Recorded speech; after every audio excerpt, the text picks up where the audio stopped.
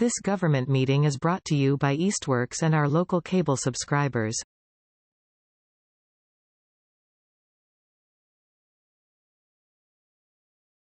All right, it is 6:01. I will now call to order the December 11th meeting of the Easthampton Conservation Commission. This meeting is being recorded.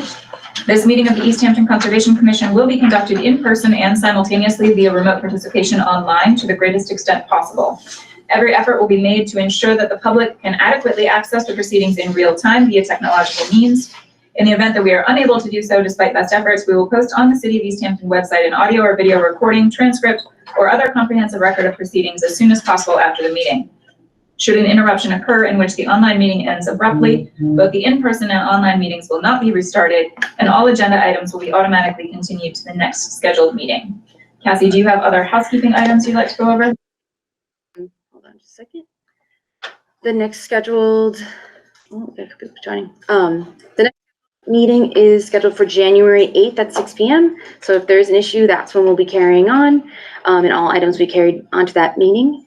For items, if you'd like to make a comment for any items tonight, if you're online, please use the raise hand function, and then you'll be allowed to turn on your microphone and use your camera if you need to. For folks in person, please wait for the chair to address you to make your comment. And everybody, please limit your comments to 5 minutes per comment. You can make multiple comments, though. We just want to cycle back through the line so everyone gets a chance. And just do not use the chat function, as that will, unless you need to get my attention, just because that will is not a private exchange. So that's all I got. Thank you, Cassie. Are there any public concerns, non-agenda items? I haven't received any. Hearing and seeing none, we'll move on to public hearings. Our first public hearing is continued from 11/27 for a notice of intent filed by Furrow Engineering on behalf of Tasty Top Development LLC for a new mixed-use commercial and residential development with associated stormwater management system at 93, 95, and 97 Northampton Street, map 128, lots 112, 113, and 114. This is Mass DEP file number 1510322. Would somebody from the applicant like to introduce yourself and give us a recap of some of the new information that we received? Yeah, good evening. Again, Luke Showalter with Furrow Engineering. Since our last meeting, we've been working to address all the comments that we received and provide supplemental information that was requested by the commission. We submitted a response letter as well as a revised set of plans last week. I'll give a brief summary of just the changes that were made to the plans and the information that was provided to the commission. The plan changes include requested revisions to the notes on the erosion control and phasing plans. There were several of those. The locations of the new rain guardians at buildings 13, 14, 15, and 18 were added to the landscaping plans. The site planting list has been updated so that all shade trees are a minimum of 2 inches caliber. And the additional rain garden plantings were added to the planting list as well. The erosion control and phasing plans have been revised so that all the locations where erosion control barriers are required at the top of the steep slopes will have silt fence with straw bales. Additional straw wattle barriers were added to the phase 1 plan in areas where there will be disturbance during the installation of the stormwater management system. The supplemental information that was submitted includes a letter from the abutter regarding permitting the sewer easement onto their property.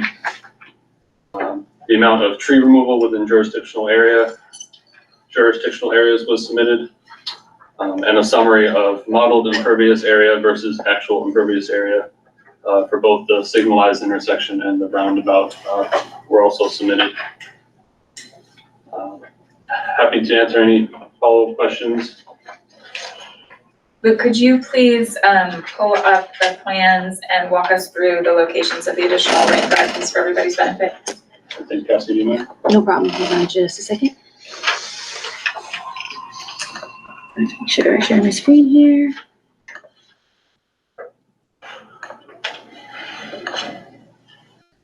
Okay, which would be the best sheet? This is C3.1, I believe. Okay, hold on. Yeah.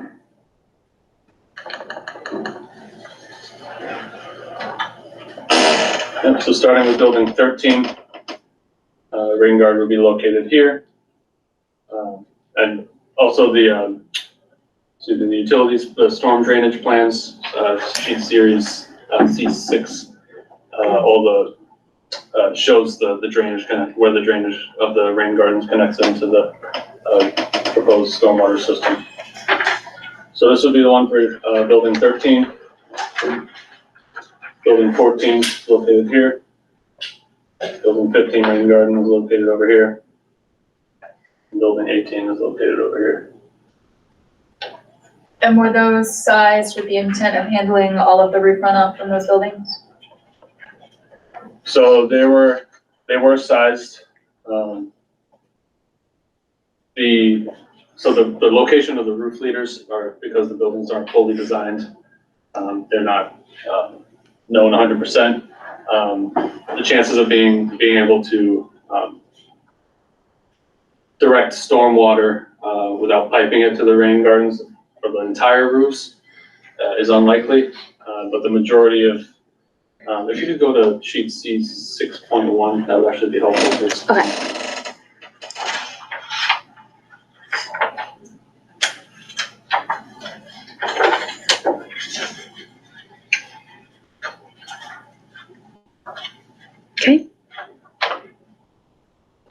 Okay. So for instance, building 14, the rain garden is located here. That's the overflow inline yard drain that connects into the stormwater system. So we're estimating how many roof leaders there would be for here, potentially 5, and then we will direct runoff from as many of those roof leaders as we can to the rain garden, surface drained to the rain garden. So I'm estimating 3 of those roof leaders will be able to make it to the rain garden, but it's possibly more.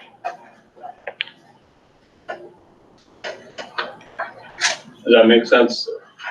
So were they sized to handle, like in that case, was it sized to handle runoff from 3/5 of the roof or the entire roof? All the rain gardens were we took the worst case, the biggest roof and designed for that size, and then just made them that size everywhere, so that they can just be replicated easily. Okay.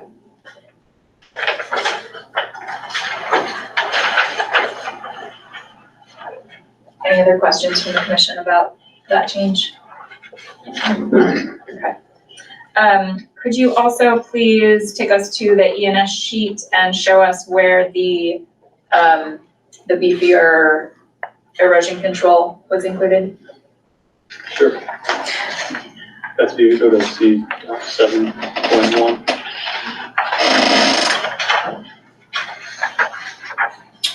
Actually 7.2. Okay. So I added a legend just to make it clear, because there are 3 different kinds of erosion control barriers.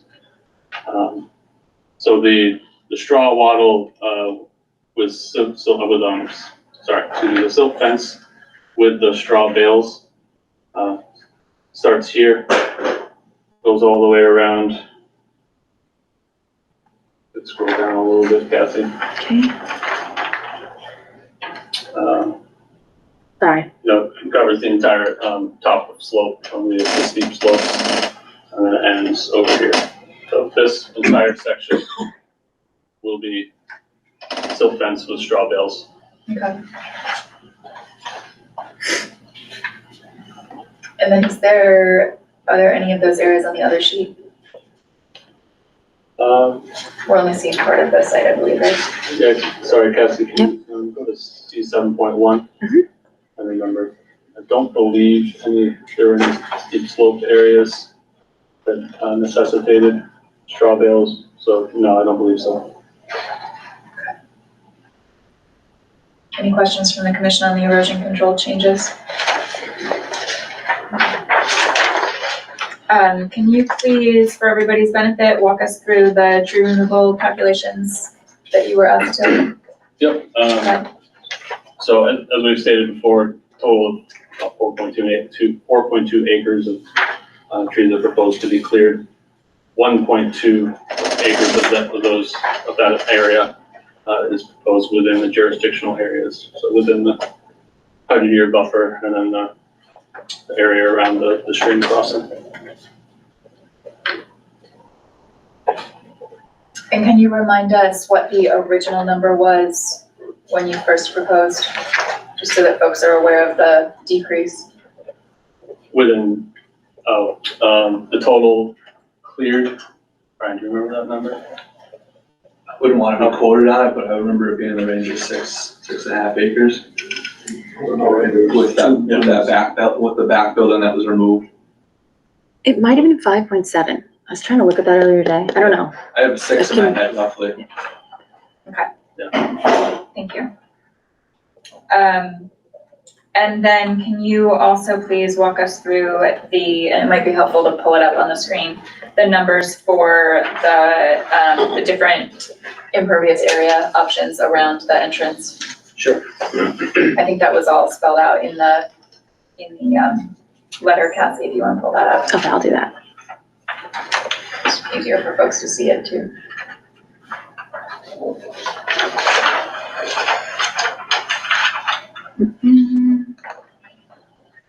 Bear with me here, sorry. So the total impervious area that was modeled within the HydroCAD stormwater modeling software was 12.05 acres. Now there was two options. There's different options for the entrance to the site. One is a signalized intersection, one is a roundabout. And which option actually would get built is dependent on Mass DOT, depending on what their preference is and what they decide to go with. But we presented the option that we prefer, and then the secondary option. So with the roundabout, there's within the project site area, and what that means is some of the impervious areas within the property line of the project site. Some of it is within the Mass DOT right of way. So for both the options, the Mass DOT right of way is going to be a different size because with the roundabout, the applicant would be turning over more lands to Mass DOT to accommodate a larger intersection. So that's why there are different amounts of impervious area within the Mass DOT right of way. So with the option one, the roundabout option, total impervious area within the project site is 11.45 acres, with 0.23 acres within the Mass DOT right of way, for a total of 11.68 acres. Option two would be a signalized intersection, with a total impervious area of 11.57 acres, with 0.07 acres within the Mass DOT right of way, and a total impervious area of 11.65 acres. And a majority of the difference between the modeled and actual impervious area is the 85 parking spaces that we've reserved for future parking demand.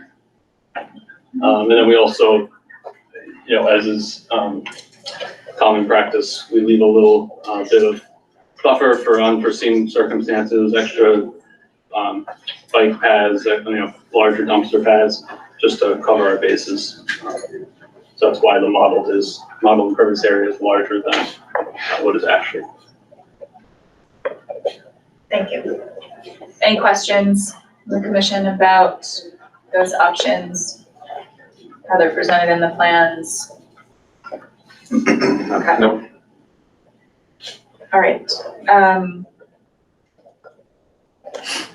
Any other questions from the commission about any of the changes? Was there some under drain removal that was supposed to happen? Did we discuss that? Yes, sorry, I didn't mention that, but Okay. the rain garden detail was revised to show the under drain being removed. Can you pull that up for us? Quickly as well? That was C 3.4. Okay.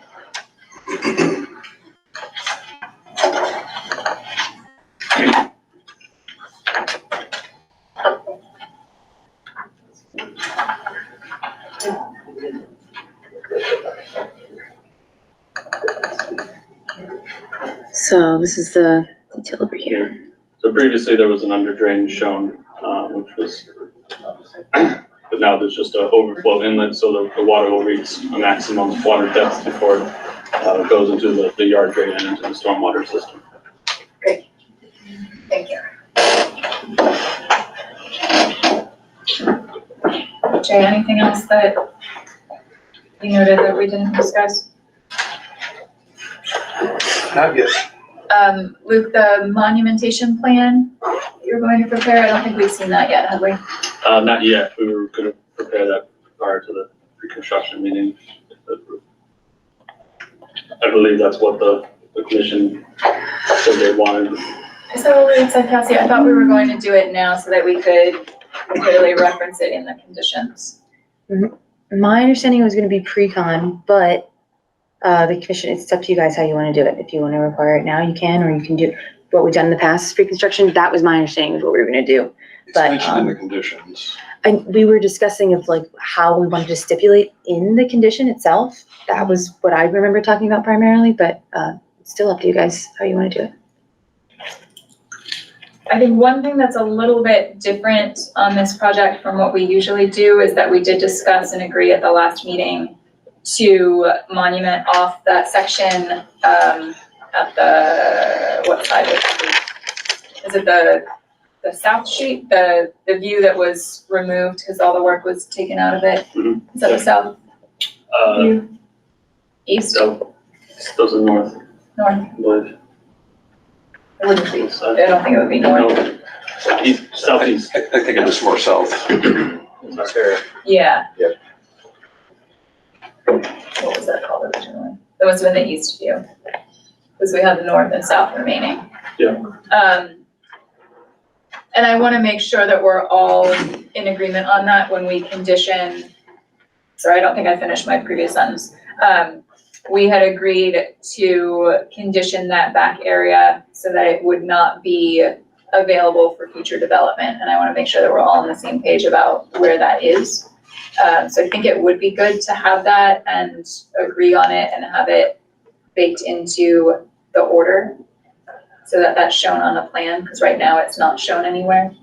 It should be recorded with the deed as part of the, yeah, as I'm talking this through, I think it needs to be recorded with the deed if we're gonna condition it in that way so that they know what that condition refers to. I see, yeah.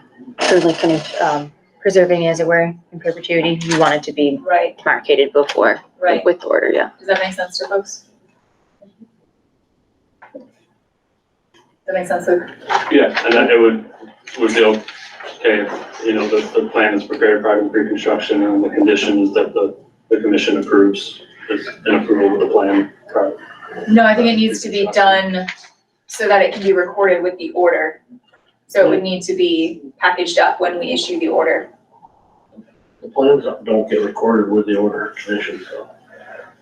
I think we would want this sheet to be in there as a reference point. Yeah, I've seen a mix. I usually try to create one document that does have like it's admittedly 8.5 by 11 size plans, but they're usually typically included when we give them the final document. So I don't think it would be impossible to have that be included with the final order. Even we could potentially do it as an attachment if you wanted to do it that way. Seems possible to me. Yeah.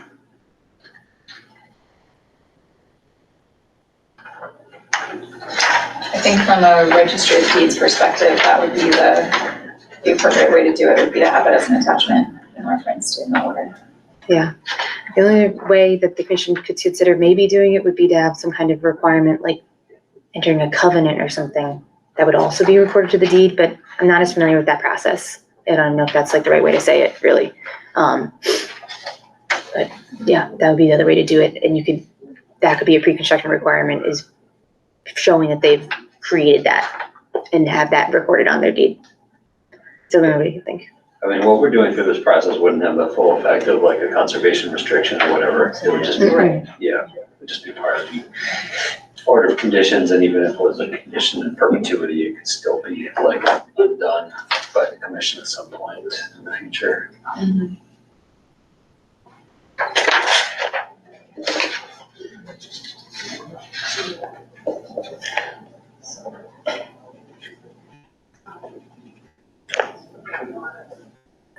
Do you know, Cassie, if we discussed a little bit last time that we think planning board is also pursuing some sort of CR or They something similarly relative to say those it. areas? Yeah, my understanding, we can look at it too. We have the decision that was issued by the planning board. But my understanding is that there is a condition in there that they need to, by some means, establish that. And I think it references potentially a covenant or a CR or other means. It doesn't really hold them to a certain kind.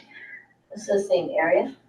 I'm pretty sure it's undeveloped. Do you guys, is that your interpretation of that part of The it? way the decision was written, it was 50% of the undeveloped area shall be placed in a conservation restriction or some other agreeable document. And what's the timing for that requirement? I believe everything is pre-construction. Everything in that approval was pre-construction. And what was the 50% part? 50% of the undeveloped land shall be placed in a conservation restriction or another language suitable. Gotcha.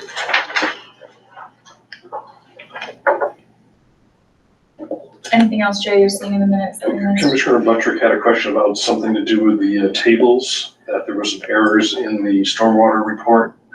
So did those get straightened out now? I was just checking and it looked like it was straightened out. Okay. The revision date on that sheet is older, but it's out of like revision date spots, so I think it was updated. Yeah, there was an error and it was fixed. We have a hard copy to get to Cassie tonight as the error fixed. I think this copy here is got the cover sheet as the December 6th revision date, and the revised sheet is, it still has like an October revision date, but I didn't see an error in it this time, so I think it probably got updated, maybe it's just space for revision from there. Right. Yeah.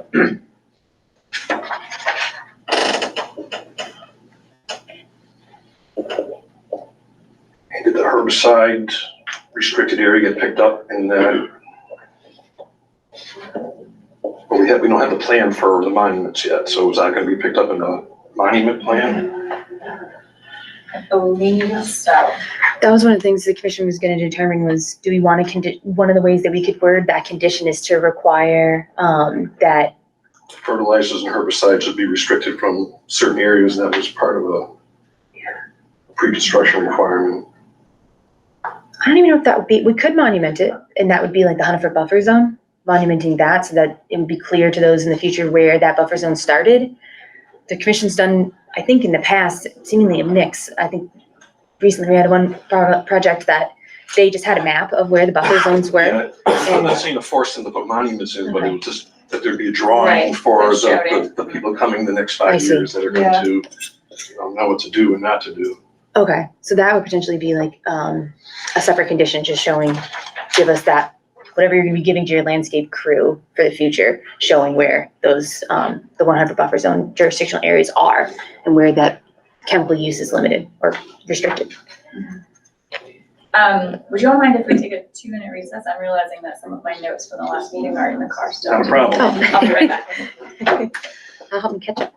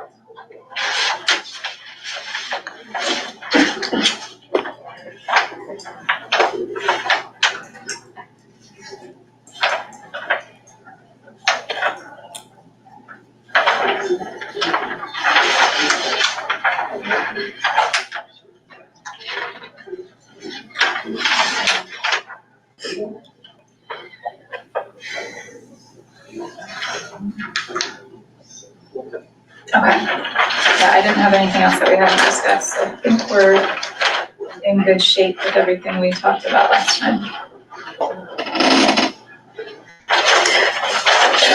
Anything else you saw in the news? Okay. Yes, I have some questions. go ahead.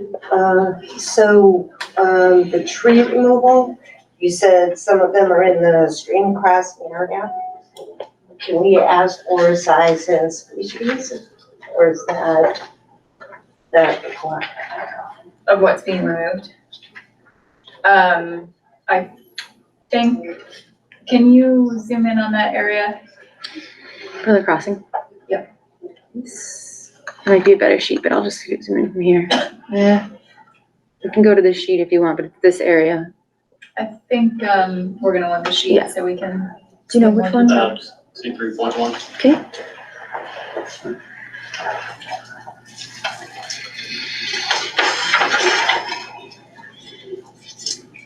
My recollection is that the limits of, C 3.2. Okay. It's this area in the corner here. yeah, can you zoom in? I can't zoom in anymore, but I can go, there's also the bridge sheet that maybe, Yeah, would that be B2, better? towards the end.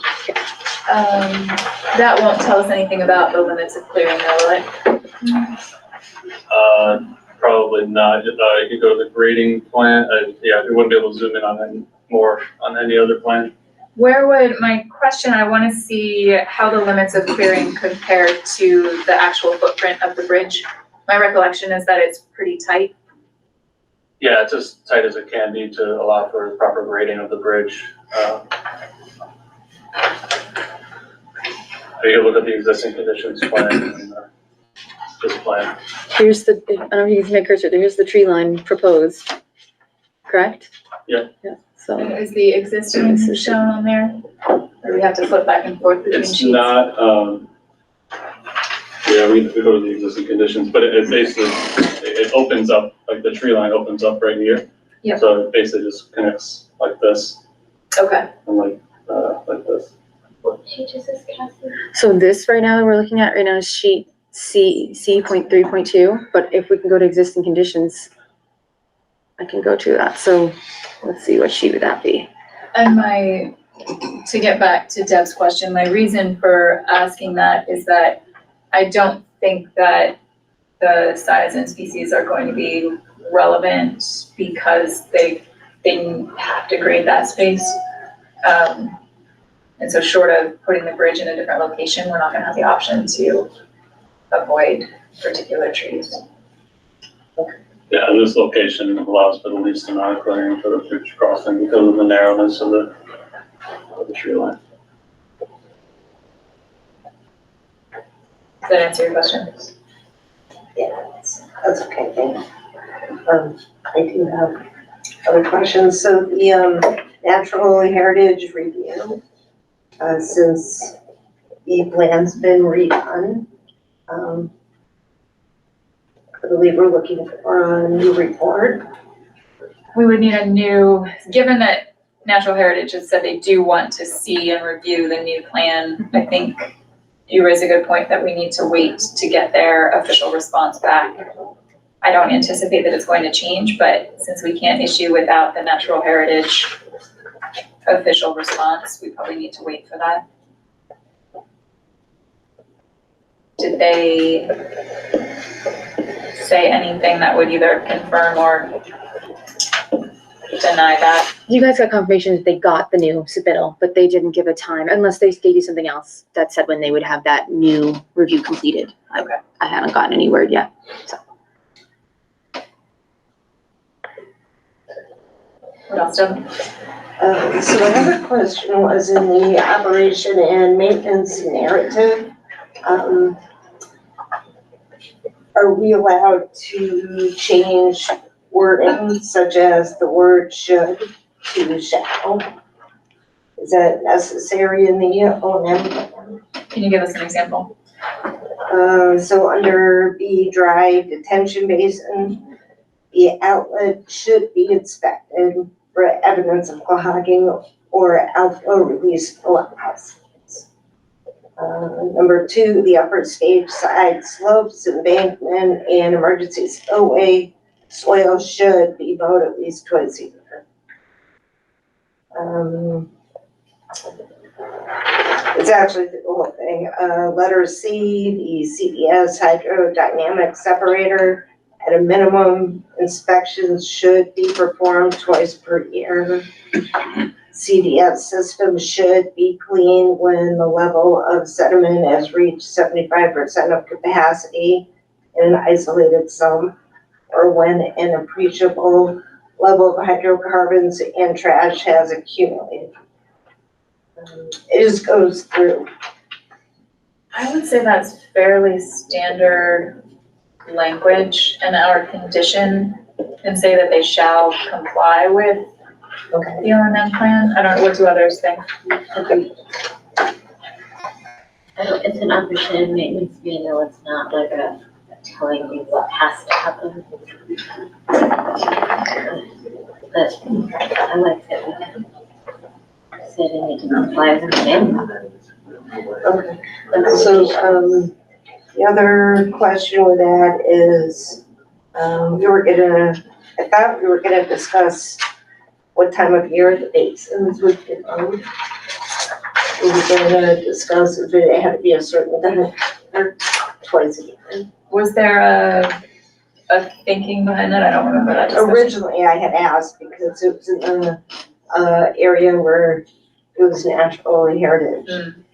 So I didn't know if we could condition certain times of the year, just because it is in that area, even though it was explained. I think we thought because it's natural heritage and it's being modified, that it wasn't going to be the same condition that natural heritage would want to have, something along those lines. Yeah. Yeah, I think that's accurate. That's kind of where we landed last time, that it won't be functioning As a part of that endangered species. priority habitat anymore, most likely. habitat. So there's no condition as to when a basin should be mowed? I wouldn't think so. I think we could just have a condition that references adherence to natural heritage time of year, work windows, if any, based on their review. And they may come back with that when they Right. do the final answer and just say you can't mow when there's turtles there. Yes, that's sort of my point Yes, of right. the mowing conditions. And in the rain garden, so, the rain garden on your site plan reads the same as your rain garden in the narrative, except number 9 is not listed in the narrative, and I didn't know if that should be included. That was that new sentence we put in about, all diseased, and dead plants and invasives. That isn't in the narrative, so I didn't know if we needed to clarify and sort of tighten everything up. Probably wouldn't hurt to incorporate that into here, since it was part of the agreed on O&M, and this is the document people are actually going to hopefully refer to when they're doing the O&M. And, for Do you the, follow that request? Yeah, so note 9, you want to be added to the O&M plan for the rain garden and Yeah. stormwater report. please.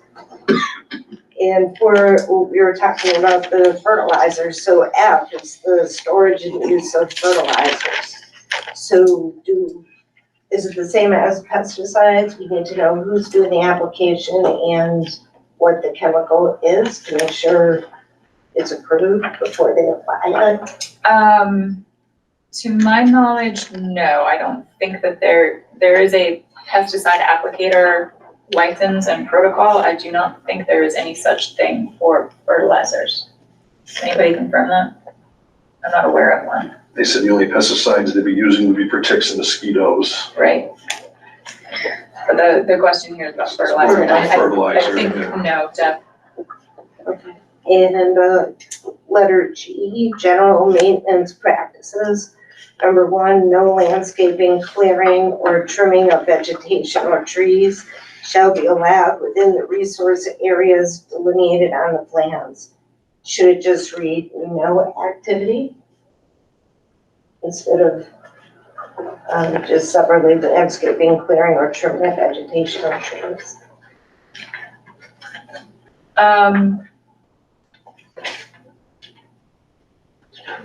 I think it's actually better to have it spelled out that way, again, because this is the O&M guide, and this is, the people that are using this are gonna be out there with clippers and mowers, and that's what's gonna be relevant to them. I think it will be documented in the order of conditions that no other activities are allowed in those areas. Okay. And the other one under the same heading, number 2, grass clippings, excess landscape material, or any debris shall not be disposed of within the fort bay or the recharge basin. Should it also read that it should be removed and properly disposed of off-site? I would say it should read that it should not be disposed of in any resource areas. Should they wish to set up a compost pile in an upland, I have no personal issue with that. And neither would the Wetlands Protection Act.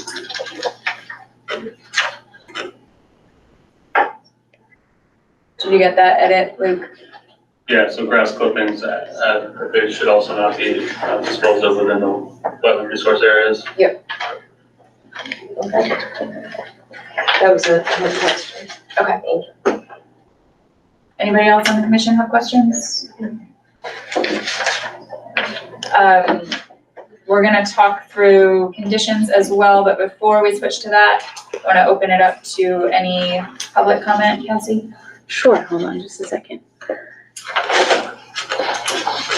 So, let's see. So, yeah, if there is anybody, I guess we can do online first. If anyone online has any comments for the commission, you can use the raise hand function. That'll let me know. That's the symbol that looks like a hand at the bottom of your screen to the left of the red end call button. And if at any time you decide you want to make a comment, you can go ahead and do that. But I'm not seeing anyone do that right now, so we can turn it over to in public. If anybody in public has a comment for this item, or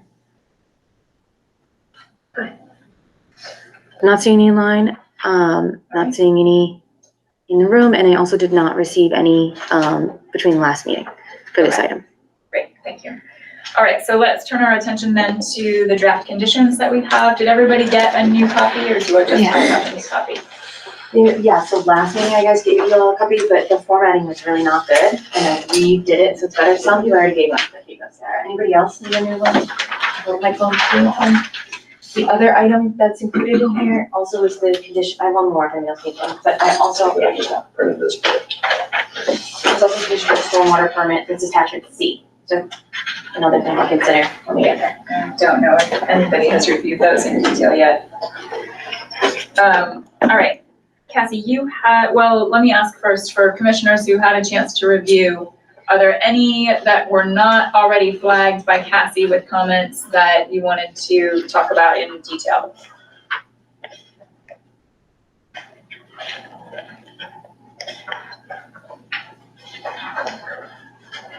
I'll say no for me. Okay.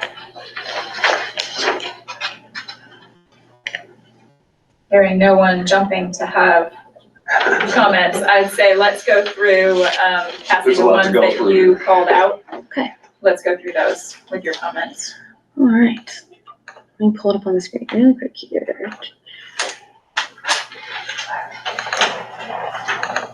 So I think the general conditions, the first section, are pretty standard. Those are generally our typical conditions, correct, Cassie? Correct. Okay. Yeah, the only ones that are different, or I thought would be just beneficial to note either way are highlighted, so Okay. those ones are typical. And I should say, so this was created using our typical conditions that we use for all projects, and then also added in any conditions that were referenced in the past meetings. I reviewed all the minutes to see if there's anything that commissioners noted they wanted in there. And then the last piece was that I added any conditions that the peer reviewer recommended being included. Okay. Okay, so. And there are, just so everybody is aware, I think we only got every second page in the copy we had last time. Okay. So there are ones that we didn't see. Oh, sorry Yeah, about that. Yeah, in the printout I gave last time. I apologize. that's okay. One thing that did catch my eye, condition 13, which is a standard condition, says no trash dumpsters will be allowed within 100 feet of wetland resource areas. Are all of your dumpster pads located outside of the buffer zone? I want to double check just before I answer that. Okay. I can check that. Yeah, please take a note or make a note to check that, and we can come back to that. It does say unless specified in this order though, which in my mind is in reference to the included plans. Yes. You know, if the plans allow it, or if it's shown on the plans, and it's okay. What I should add, so there's essentially right now, there are 3 attachments proposed to the order. Attachment A is the findings, which list out all the relevant documents and the final approved plans. And also kind of just gives a brief narrative what the project is in the relevant resource areas. So when it says referencing in this order, that includes the approved plan of record. That will be the result of this permit. So, and then there's attachment B, which is the special conditions related to the Wetlands Protection Act. And then attachment C, which is the special conditions related to the stormwater ordinance compliance. Okay. But so are you requesting that they revise the plan to make it so there aren't any trash pads within 100 foot? Before we approve that, I just want to know if there's any overlap that we need to call out. Okay. I don't remember having any issues with where they were located, looking at them, but let's just make sure that we don't have any. There's one that's within the 100-foot buffer. Like Luke had said in the past, they're all designed and pitched into the parking lot. So that there wouldn't be any runoff from them. That doesn't go through the treatment train. Okay.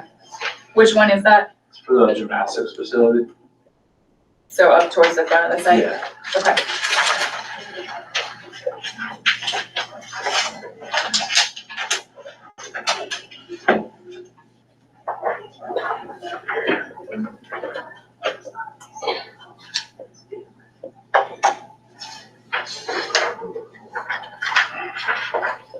All right, pre-construction conditions. There are a few that you had flagged, Cassie. Correct. So this is a large section of the order conditions typically. These are all items that must be submitted to the commission before work can begin and submitted for additional review and approval. So typically what we'll do is at a meeting at that time, whenever it may be, the commission's given me the authority in the past to, if it just kind of checks all the boxes, it's okay. But if there's some more complicated things, it comes back to the commission to double check and say, yes, we do like this, or no, we want you to change it in this way, so on and so forth.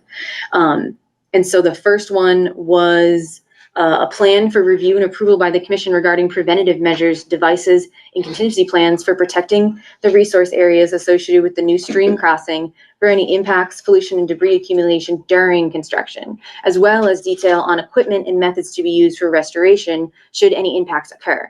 The plan shall also include proposed monitoring with weekly reporting to the commission of construction of the crossing until stabilization is achieved for the crossing area. All preventative measures and remediation measures proposed shall also contain information relative to the specific construction activities and timelines such measures apply to.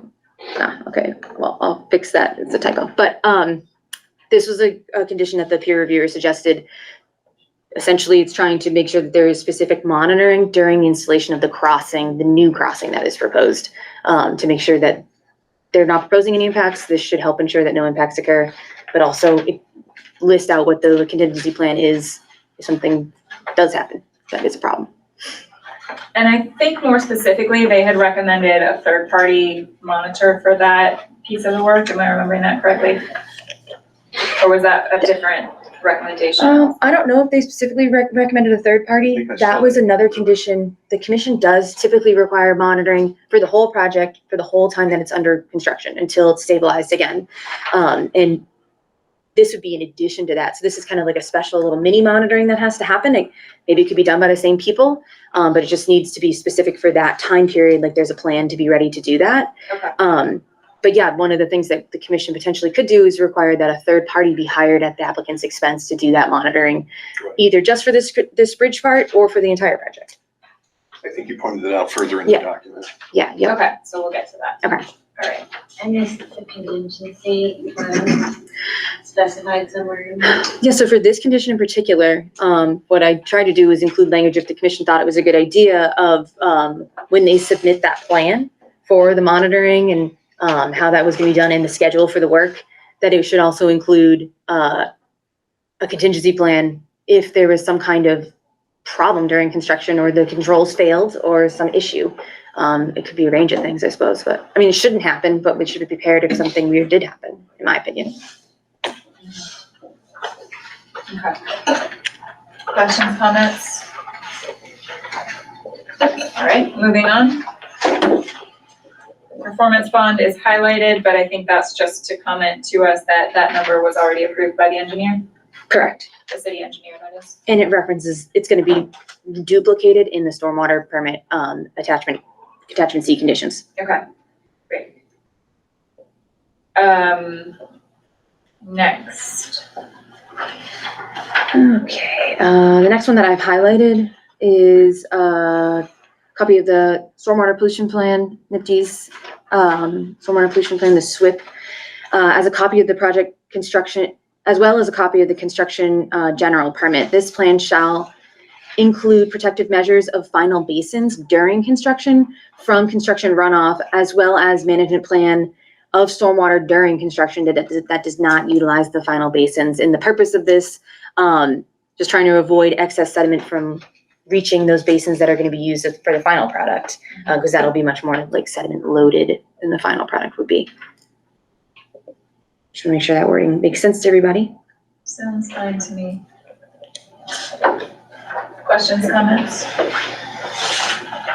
Okay. 16H, a project, this is the next item that would need to be submitted pre-construction would be a project construction sequencing plan for all work. This plan shall include completion of the unpermitted crossing restoration, a new stream crossing construction, the entire stormwater management system within the first phase of construction, and the entire stormwater management system within the first phase of construction. So those three elements are things that should be included in phase one in this sequencing plan, because it's those are items that the commission already determined that they want completed first before the rest of the work starts, for various reasons previously discussed. If multiple phases are proposed, which is the case currently, a pre-construction meeting with the commission or its agent in advance of the commencement of each phase shall be included in this construction sequencing plan. This plan shall also include stormwater management measures during construction and shall not propose the use of final basins during construction. I could add for stormwater management and use of temp basins, we could add language there, but the idea generally just showing that we want a pre-con meeting every time. So they wouldn't have to resubmit all these documents each phase, but they would recheck in with the commission and either any of you would attend or the agent would attend. Kind of rehash, yep, the conditions still exist and here's what they are. Okay. Questions, comments? All right. Okay, I'm down to 16J. Pre-construction submit a plan depicting the design of permanent markers of the limit of lawn within the wetland resource areas and their installation at the site of the commission's review, at the site for the commission's review and approval. The markers should be above grade and labeled, and then signage at each vertex of the limit of work should also be considered. Markers shall be no more than 50 feet apart. So this language is kind of our typical language. I don't know if the commission wants to rework it in any particular way. One of the things was, does that distance make sense? Do we want to have markers specifically for the natural heritage endangered species designated areas? Because there are some spaces where it won't be in the jurisdiction of the commission, but the limit of work does come up onto the natural heritage property. So we could have more markers kind of extending out there beyond what we normally do. That natural heritage area though, some of that I think is gonna be mowed. No, correct? some of it is, so we basically would So we say, wouldn't wanna have markers out in the middle of the lawn that they have to mow around. yeah, and the purpose of this is not to mark where the 100-foot buffer zone is or where natural heritage is, more just to show this is the amount of disturbance the commission approved. It should not go beyond this spice. Right. This is we don't try to prevent encroachment over time from landscaping just incidentally or whatever. But yeah, it wouldn't delineate either of those items, just the limit of work. And what we had agreed to last time was a 30-foot buffer around the wetland edge. So I think we should specify that in here as I see. where that limit's gonna be set. Okay, I can add that. Was that in reference to, the restoration area? Am I getting all mixed up? It's both. So the permanent markers would be anywhere where the limit of work is within the 100-foot buffer zone. And then they should have it there, but then also all 30 feet around the restoration area that they're working on now. So that there wouldn't be encroachment on that space either by 30 feet. Yeah, I believe that's correct. And that was a no mowing, it wasn't. Or the rest. Yeah. Okay, I will add that. Okay, this. And I think,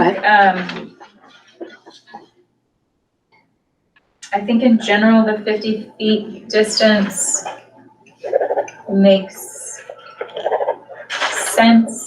We talked about it a little bit last time. This is another reason why I think it would be good to see and approve that plan first, because it is a very large site. And we may decide that there are certain areas where we're comfortable going with a longer spacing if there's a good sight line and all of that. So it may be that this language needs tweaked a bit after we see that plan. I see, okay. So this might not be a pre-con. If we can get this plan approved, finished before we issue the order, then it wouldn't be a pre-construction requirement anymore. But we I think could it's say, still fine to have it listed okay, in here. I mean, we'll still have it prior to construction, and it'll just also be prior to issuing the order. And then it's kind of documented in here also what the intent of those markers were, because there've been a number of times where we go back and can't remember how they were set or whatever, so it'd be good to have it written out. okay. That makes sense.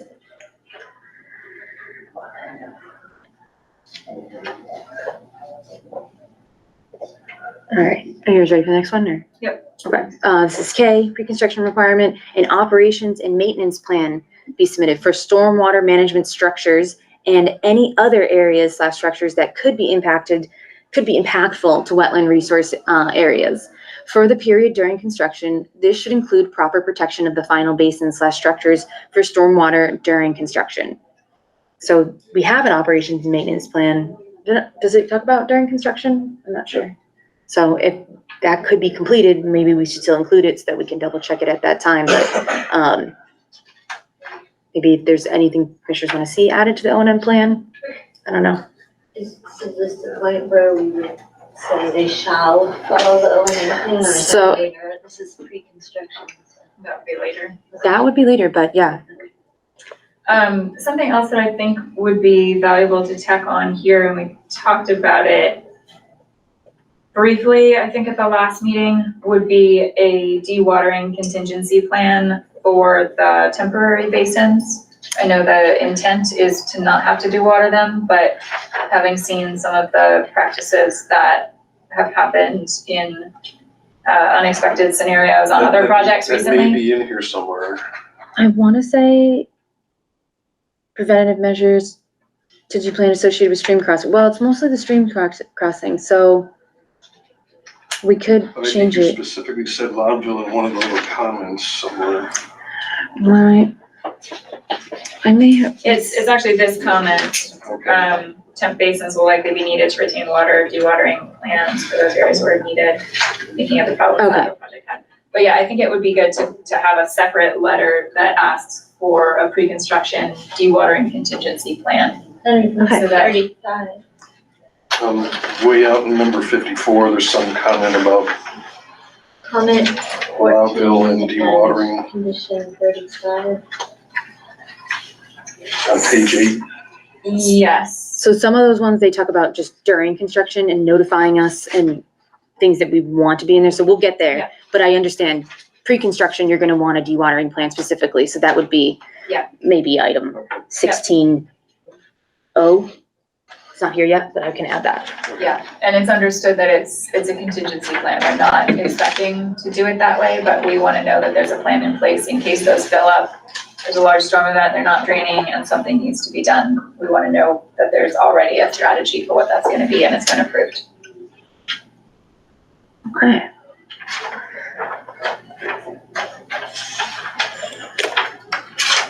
Anything else ready for the next one? Yes. To be 16N. And this is the last one I have listed for pre-construction submittal requirements for documentation, proof of completion of the state MEPA review process, and submission of all associated final findings from the process. The commission reserves the right to modify these conditions to include other requirements reflected in the final MEPA findings, excuse me. Certainly if there's other conditions, before this, that if there are any changes to the plan, it has to come back for review and approval from the commission. But this, I thought we should have something that specifically notes MEPA. Just wanted to know if that was sufficient. If we like that wording. I don't think we can word it this way, but, Okay. because we couldn't by ourselves modify conditions on an order that had already been issued, right? I see.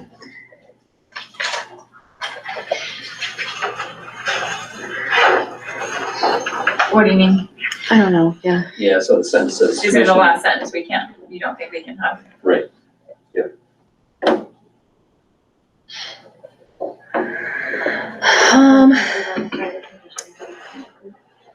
Because if we've issued it and it's been recorded and all that sort of stuff, we can't action or laterally. I understand what you're saying. In the past, what we've done, we've had, I don't know if this really equates, but there have been conditions that, there's one in here that the erosion control plan submitted is the minimum standard, and the commission reserves the right to require more erosion controls if it's deemed necessary. So maybe it could be worded in a similar way to that, where it wouldn't be a modification of this document of conditions, but.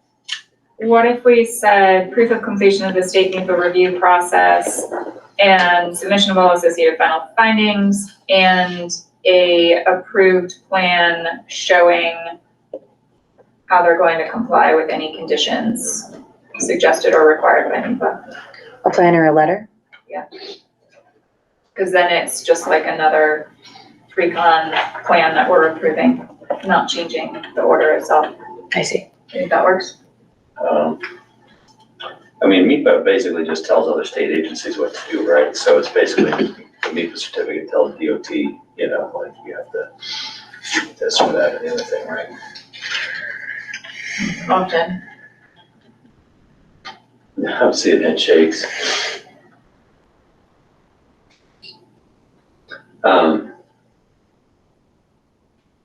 The MEPA certificate tells the applicant what to do also, or what needs to be looked at further in order to be able to issue state permits, but I don't think MEPA would have conditions to put on the project.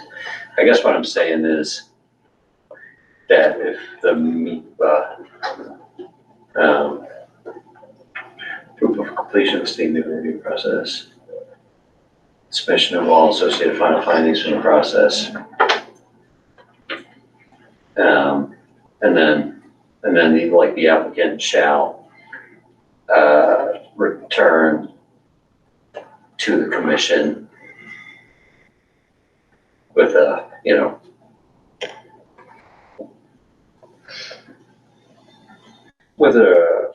with some kind of filing, if the outcome of the MEPA process involves a change in the project or something like that. Well, that's a given, because they can't, if they have a change to the project, they have to come back for an amended order. That's a general condition.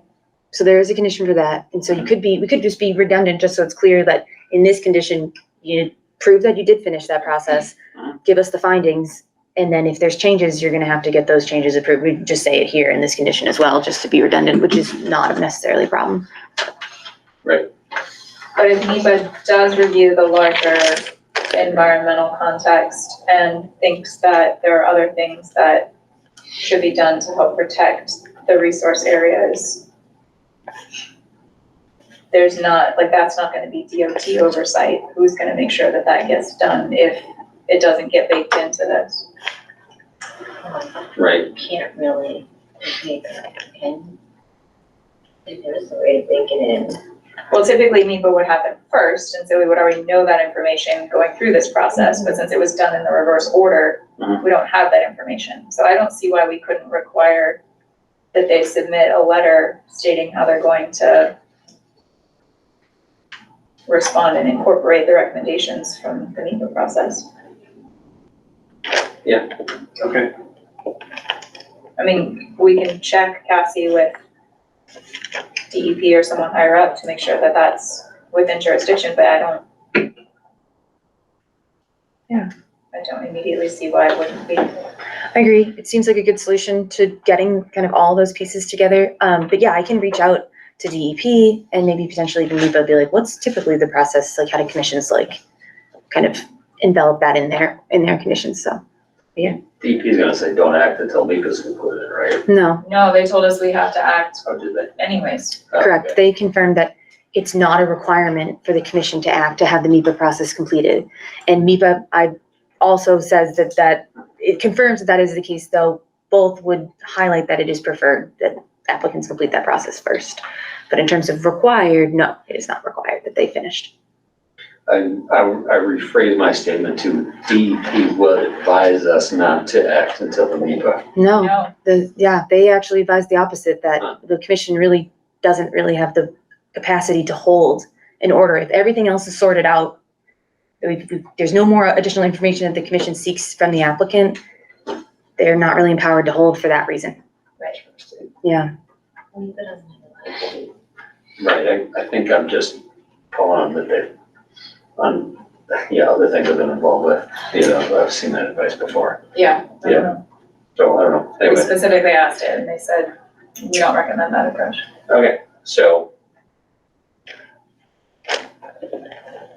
Yeah, I think a letter indicating, that what will be done to comply with the NEPA certificate, or et cetera. I don't know how to phrase it exactly. Well, it says proof of completion of the process and submission of all associated final findings And then it's the new Maybe sentence just that add- we need. and any associated changes to compliance with the findings. No, we want a letter indicating how they're gonna do it, that they're gonna submit as a pre-con review. How they're gonna come into compliance. Okay, you got that, Cassie? Yep. Next, when you're ready. Okay, so now we're moving down to, those were all kind of like the paper documents that need to be submitted pre-construction, and here's all the on-site conditions that would need to be confirmed pre-construction. Usually happens at a pre-construction meeting, or multiple meetings if needed. So, the one that I highlighted was condition 19, which, this is split into two subparts. So the first portion reads, the prior to the pre-construction meeting, referenced in condition 15, and commencement of any activity on site, the limits of work as shown in the final approved plans of record shall be marked on site. This shall also include the following: any trees greater than or equal to 5 inches in diameter that are located within 3 feet of the construction side of the limit of work that are proposed to be removed shall be marked. Those marked trees shall be reviewed with the commission or its agent to determine if and how the limit of work may be shifted to avoid their removal where feasible. So just pausing there. This is something the commission has required in the past. Basically, how it results in is when we do the pre-construction meeting and I walk the limit of work, if there's any trees that are proposed to be removed that are of a certain size, we'll review if can we just bump it out to avoid removing that one tree. And usually kind of just in the meeting, we'll say, we're looking at the plans in our hands, and they'll say, you know what, it's too close to this proposed building, it does need to go, or, you know, whatever the reason may be. So there isn't necessarily a letter calling out each tree. It's more kind of just happens in the site visit. Yeah. Okay. Is 3 feet what we typically use? Those are the same parameters that we've used in the past, yes. I didn't change the size. Everybody good with that? Yep. Okay. And then the next section of this condition is that all final stormwater basin locations shall be fenced off to prevent soil compaction during construction work in surrounding areas. These locations shall remain protected in this manner until the basin area being protected is completed. And so they're supposed to be completed in the first phase, so it might be a little redundant, but the purpose of this, that was a suggestion that the peer reviewer made to try to avoid soil compaction of those areas just from them driving over those locations to access other spots. Yep, I like it. We should make that a standard condition.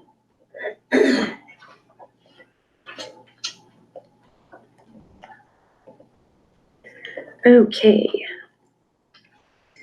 Condition 20, let's see, why did I highlight this one? This one. Okay, prior to the pre-construction meeting, see condition 15, and commencement of any activity on the site, the approved erosion controls shall be installed as indicated on the final approved plan of record and inspected by the commissioner or its agent. Sorry, Cassie, where are you? Sorry, this is condition 20. Okay. Oh, no, wait. Oh, I'm confused. I thought this is a typical condition. I don't have any notes about this. 21 is the one I'm meant to be reading. No clearing of vegetation, including trees, or disturbance of soil anywhere on site shall occur prior to the pre-construction meeting. Any disturbance of shrubs and herbaceous plants prior to the pre-construction meeting as related to the installation of erosion control marker barriers. I don't know if the word marker should be there. Erosion control barriers must be limited to accomplish such work and shall avoid disturbance except that directly related to the limited area of erosion control installation. Full site grooming, including extensive mowing, soil disturbance, tree cutting, vegetation removal, or any disturbance from heavy machinery that is non-essential to the installation of erosion control marker barriers or outside of the explicit area in which erosion control marker barriers are to be installed is expressly prohibited without prior authorization from the Commission or its agent. Erosion control barrier installation should be completed by hand. If the use of equipment is required for clearing or tree removal, seek appropriate permissions from the commissioner agent prior to any clearing. So I need to take out the word marker, but just quickly explaining this condition, the purpose of it is to show that there is a preference for installing erosion control barriers by hand. If you need to use equipment, they just need to give us a heads up. But there's not really typically any other, we have the ability through this to deny that allow, but typically if it's needed, it's needed. But then still, the disturbance on site needs to be limited just for what's needed to install the erosion controls. And then the part that I had a question about is that there's been a mix in the past for the commission in that if the work, sometimes there's site work that they'll want to get done, including vegetation clearing and early grading, that is asked to happen outside of jurisdictional areas, even before all the pre-construction items are completed. It seemed like it makes sense to word it that it's just the whole site. This needs to be completed before any of that happens, even if it's site work outside of jurisdictional areas. Just make sure you agree. Agree. Okay.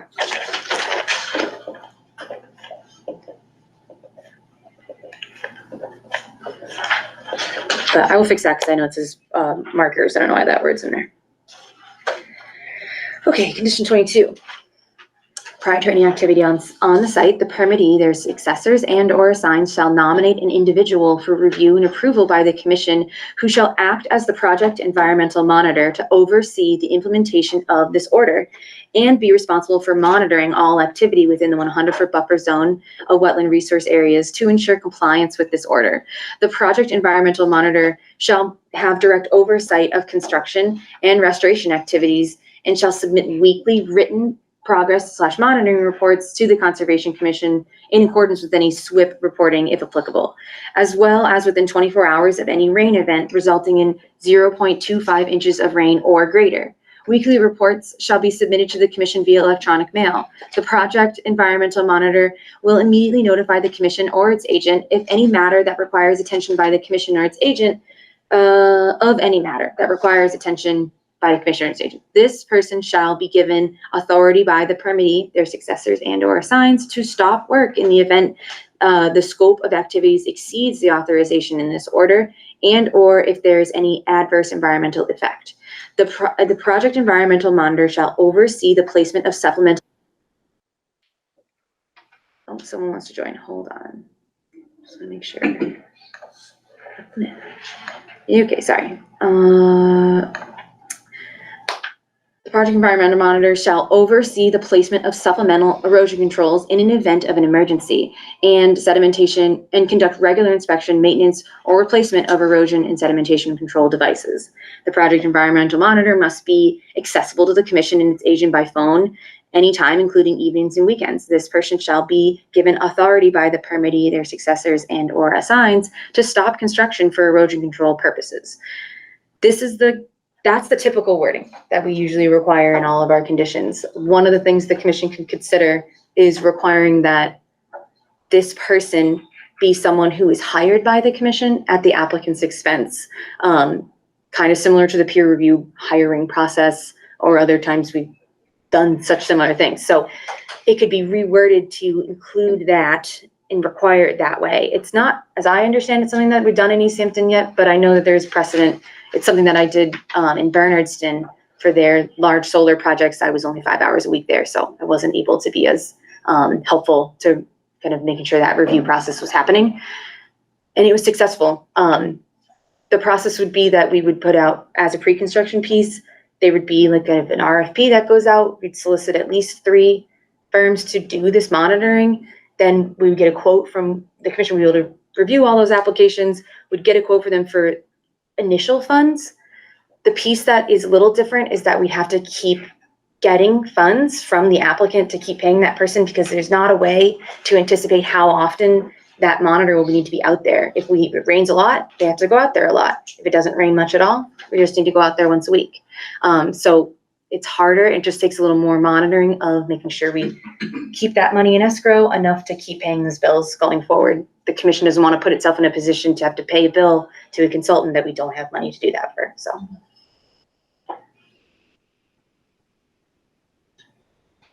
Do we know who the consultant would be within the company that would do this? Do you mean within the applicant? Field of the applicant, yes. Oh, if we stayed with the If current we just stay with the set, current, not who third would- party. is the person qualified that would be doing this, that's all.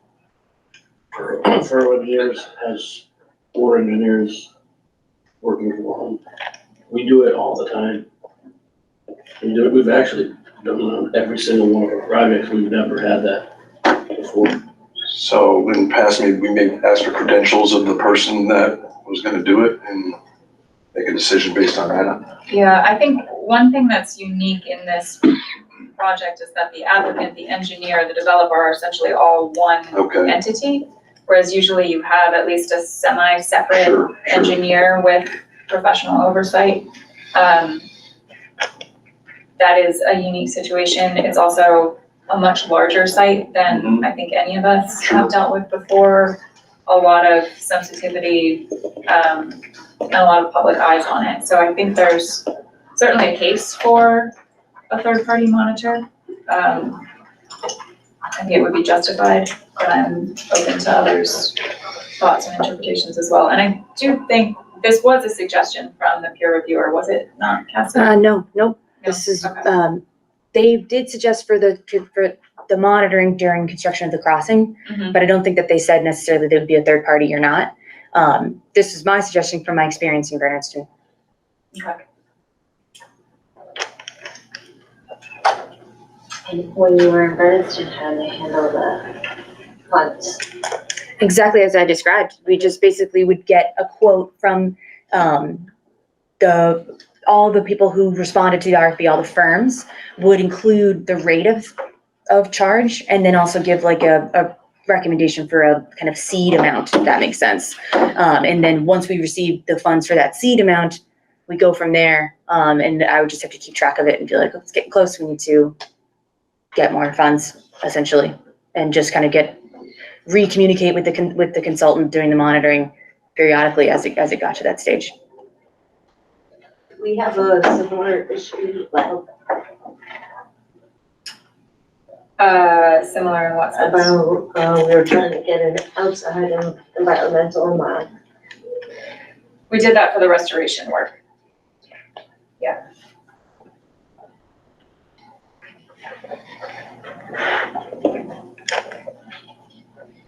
No, it always seems, this is not any comment on the people in this room, but it always seems a little weird to me. It seems a little like the fox guarding the hen house to like have the person who is the environmental monitor work for the company that is doing the development. And I don't mean that you're in any way trying to get away with anything.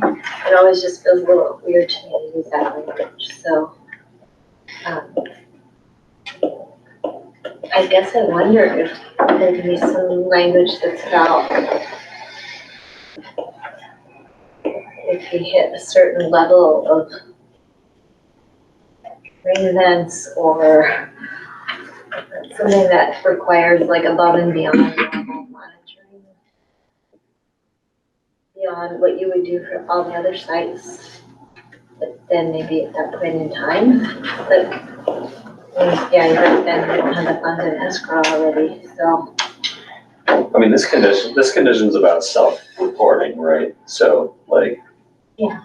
you know, whether or not we decide to have an environmental monitor, but it doesn't eliminate that, you know, the applicants need to keep track of their own erosion controls and those kinds of things. And, you know, report to us if there are any issues, and there would be requirements in the SWIP for the project that they'll have to have that mirror this language more or less anyways.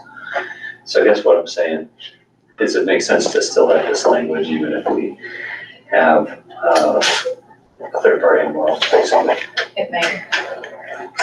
Another possibility, and maybe a compromise, because Cassie rarely has time to review in detail all of the monitoring reports that come in, would be to have someone that doesn't necessarily have to be on site all the time, but who is contracted to review those and flag any potential issues, and maybe do, I don't know, a bi-weekly or a monthly check for basically confirming in the field that what's being reported is consistent with what they're seeing. Because I think the problems arise when there are existing deficiencies in the erosion controls and then a big storm comes along. So we don't want to wait just until there's a certain size storm event to send somebody else out to look. We want to make sure that they're always tip top and functioning as they should be so that they're ready for anything that comes along. That seems to be a good compromise. Yeah, just from my experience, I think that could be a good compromise, just something to help. I'm not saying that this would be the case with you guys either way.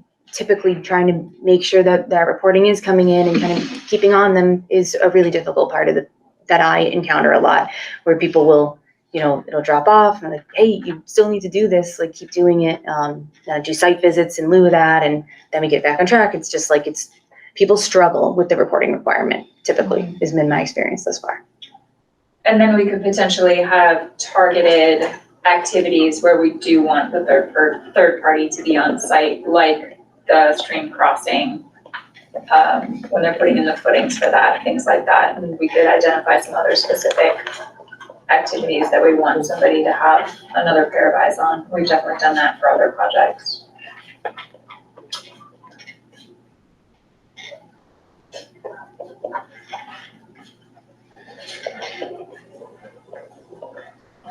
So maybe Cassie, if you could take all of that and put something together that we can take a closer look at.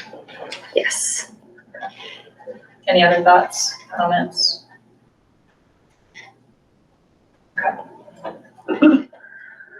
Okay. So now moving into during construction conditions, things that need to be making sure. Basically, the first one that I was highlighted was, I reiterate one we just kind of talked about, but this is specifically just a reminder that this will exist during construction. So at least once during each week as well. This is condition 27, excuse me. at least once during each week, as well as within 24 hours of any rain event resulting in 0.25 inches of rain or greater, in which construction activity occurs on site, and for as long thereafter as ground remains unstable, the permittee, their successors and or assigns shall submit a report by the previously identified project environmental monitor, see condition 22, to the Conservation Commission, certifying that, to the best of their knowledge and belief based on a careful site inspection, all work is being performed in compliance with this order of conditions. Upon request or inspection, the Commission shall determine when the ground has been stabilized and when weekly reportings may cease. In the event that there is a break in the construction schedule, and the permittee may petition the Commission to cease submittal of reports until such time that construction activities resume. Reporting of 0.25 inches cannot be paused, however. So, quick summary, basically, this is kind of explaining that they need to keep doing the reporting until the Commission says they can stop because it's sufficiently stable. If there's a pause usually during the winter time, and they can prove that it is sufficiently stable, the Commission can kind of not require the weekly reporting, but they'd still need to come talk to us if there's a rain event meeting that threshold of 0.25 inches. And I just want to make sure that made sense to you guys to still require the 0.25, even if we allow them to pause reporting, essentially. Yeah, that's typical procedure. What's the difference between this condition and 22? So 22 is talking about how they need to establish the environmental monitor as a pre-construction requirement, and all what that person's going to be expected to do, and explains who they are. This is talking about basically just noting that it's going to have to go on during construction, kind of explains how you can stop having to reporting. Either it's finally stabilized, or you can pause if you prove it's stabilized. Yeah. All right. Okay, any questions for that one? No, go ahead. Okay, this is for during construction as well, but this section just notes it's regarding erosion and sedimentation controls, condition 34. Newly constructed stormwater basins for the final stormwater management system shall not be permitted to be used to receive stormwater during construction. Proper erosion controls shall be installed and maintained throughout construction to encompass these final basins from sediment-laden construction runoff.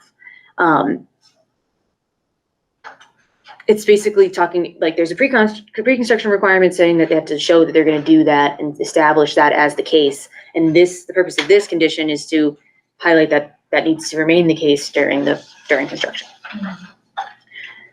And why don't we want the final basins used? Well, so the final basin should be ready to receive normal runoff, whereas the runoff that would occur during construction might be particularly sediment laden. So we don't want these final basins to get overrun with that fine sediment that they wouldn't normally experience or weren't designed to deal with. Exactly. And then the last piece was that I think they do have a plan for temporary basins to use, so it shouldn't be a problem, but we want to make sure it's noted. Yep. Okay, condition 35. The Commission shall be notified of any necessary dewatering activities prior to the commencement of dewatering. Dewatering activities, if necessary, shall be continuously monitored to ensure that sediment-laden water is appropriately settled prior to discharge toward the wetland resource area. No discharge of water is allowed directly into an area subject to jurisdiction of the Wetlands Protection Act. I think we previously talked about, this is the during construction piece. Pre-construction, we're going to require a dewatering plan be submitted potentially. Good. Okay. 36, stumps related to trees removed from the top of slopes shall remain where feasible to retain slope stability. This one, we just haven't discussed this in a hearing yet, but want to make sure it made sense to require that the stumps remain, if it's feasible for the project to have them remain, just to kind of, I mean, they'll rot away obviously over time, but something to hold them in place. When we do, like in our tree cutting policy, we typically require that the stump remains, if it's possible. I think it makes sense. I think there'll be a lot of places where there's grading happening too, and it won't be possible, but to the extent feasible, yes, I think it makes a lot of sense.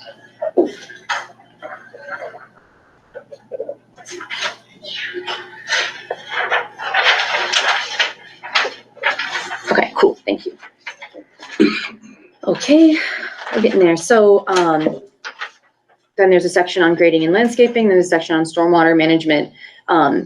Some of these things are mirrored again in the conditions for the stormwater permit, so attachment C, but if they apply to both, I include both. So, condition 53, newly constructed stormwater basins for the final stormwater management system shall not be permitted to be used to receive stormwater during construction. Proper erosion control shall be installed and maintained throughout construction to encompass these final basins from sediment-laden construction runoff.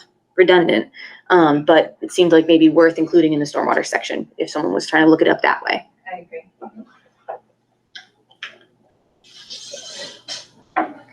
Okay, 54, the commission shall be notified of any necessary dewatering activities prior to the commencement of dewatering. Dewatering activities, if necessary, shall be continuously monitored to ensure that sediment-laden water is appropriately settled prior to discharge towards wetland resource areas. No discharge of water is allowed directly into an area subject to jurisdiction under the Wetlands Protection Act. Same story, just reiterating it for stormwater. Okay, water quality. Condition 59. So this is related to the discussion we've had about that mix of salt and sand.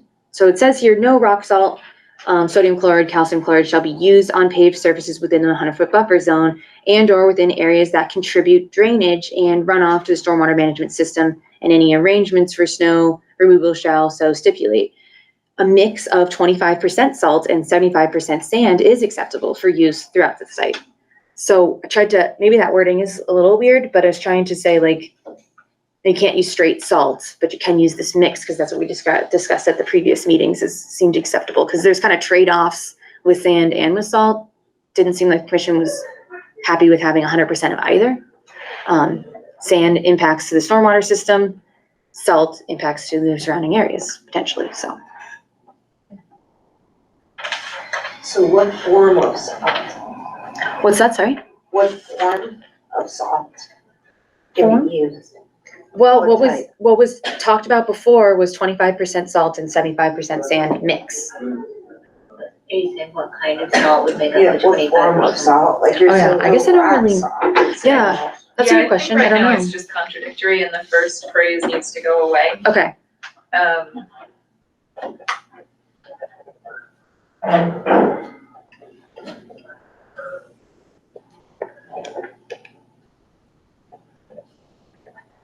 I might say something like snow and ice treatment shall be with a mix of 25% salt, 75% sand as approved for use throughout the site.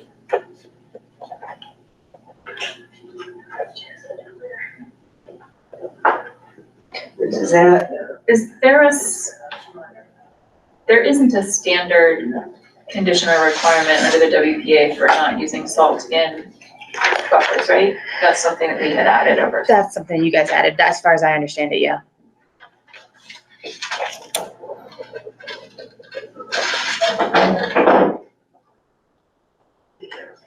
Thoughts, anybody? It seems too specific for me. I guess I would say just say a mix of sand and salt is acceptable for use throughout the site.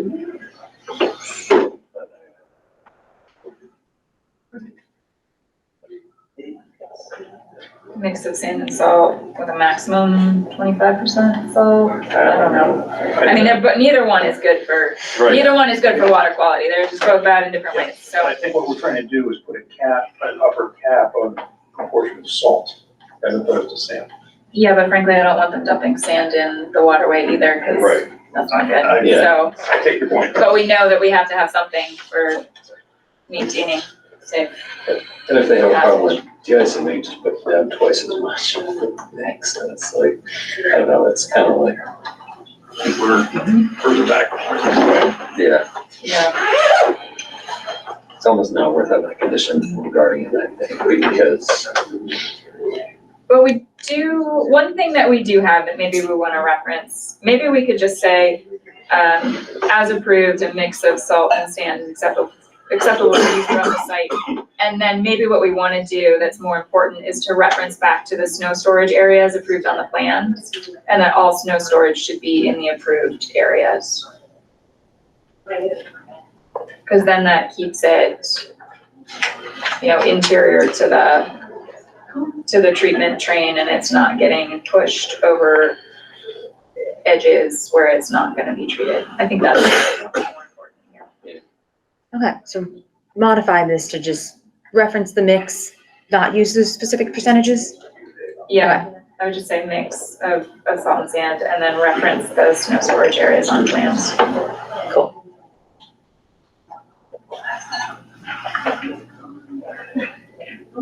Awesome. Okay. These are now, we're entering the post-construction requirements, so these are all the things that need to be submitted to the commission as, for its consideration of issuing a certificate of compliance, which essentially closes out the order and lifts it off the deed. It basically says project's done. If they want to do anything else, they have to get a new permit. So these conditions are what need to come with the request for certificate of compliance and must be determined to be received before the commission would issue one. Item, what's we on, 61C, I highlighted. Upon completion of all stormwater management system components, a Massachusetts registered professional engineer must certify in writing that the stormwater management system was constructed as presented in the final approved plans of record, and that there is no post-development increase in runoff from the 10, 25, and 100-year storm events. So, I don't know, I highlighted it because does everyone agree with this requirement? Something that was pulled from what we typically include in the attachment C, stormwater permit conditions. It might be redundant because we require as-built, but we don't require that kind of stipulation of the 10, 25, and the 100-year. I don't know, just curious what you guys thought about that. If it's already a requirement in the stormwater permit, I think it's totally fine to read it right here. And the stormwater permit requirements, I believe, go into more detail about the city engineer needing to come out and inspect certain pieces along the way before they're buried, correct? Exactly. Okay, good. Okay, next one that I have highlighted then is 61D, part 5, which is saying, so this one is talking about the as-builts, and then it lists all the things that should be included in the as-built. Number 5 is that wetland resource replication area, restoration and/or enhancement areas, including areas of invasive species management included under this order, and all others associated with the enforcement order issued to this property on 6/13/2022. So the wording's a little strange, but it's basically one of the it's listing the minimum things that should be included on that as-built. Just want to make sure that made sense to you guys in terms of capturing that enforcement order piece, because that had a number of elements as they're listed there. The other thing I would add to this section, Cassie, is the location of the monuments. So those are on the final as-built. Yeah, do I have that? Okay. Yeah, I'll make sure that's on there.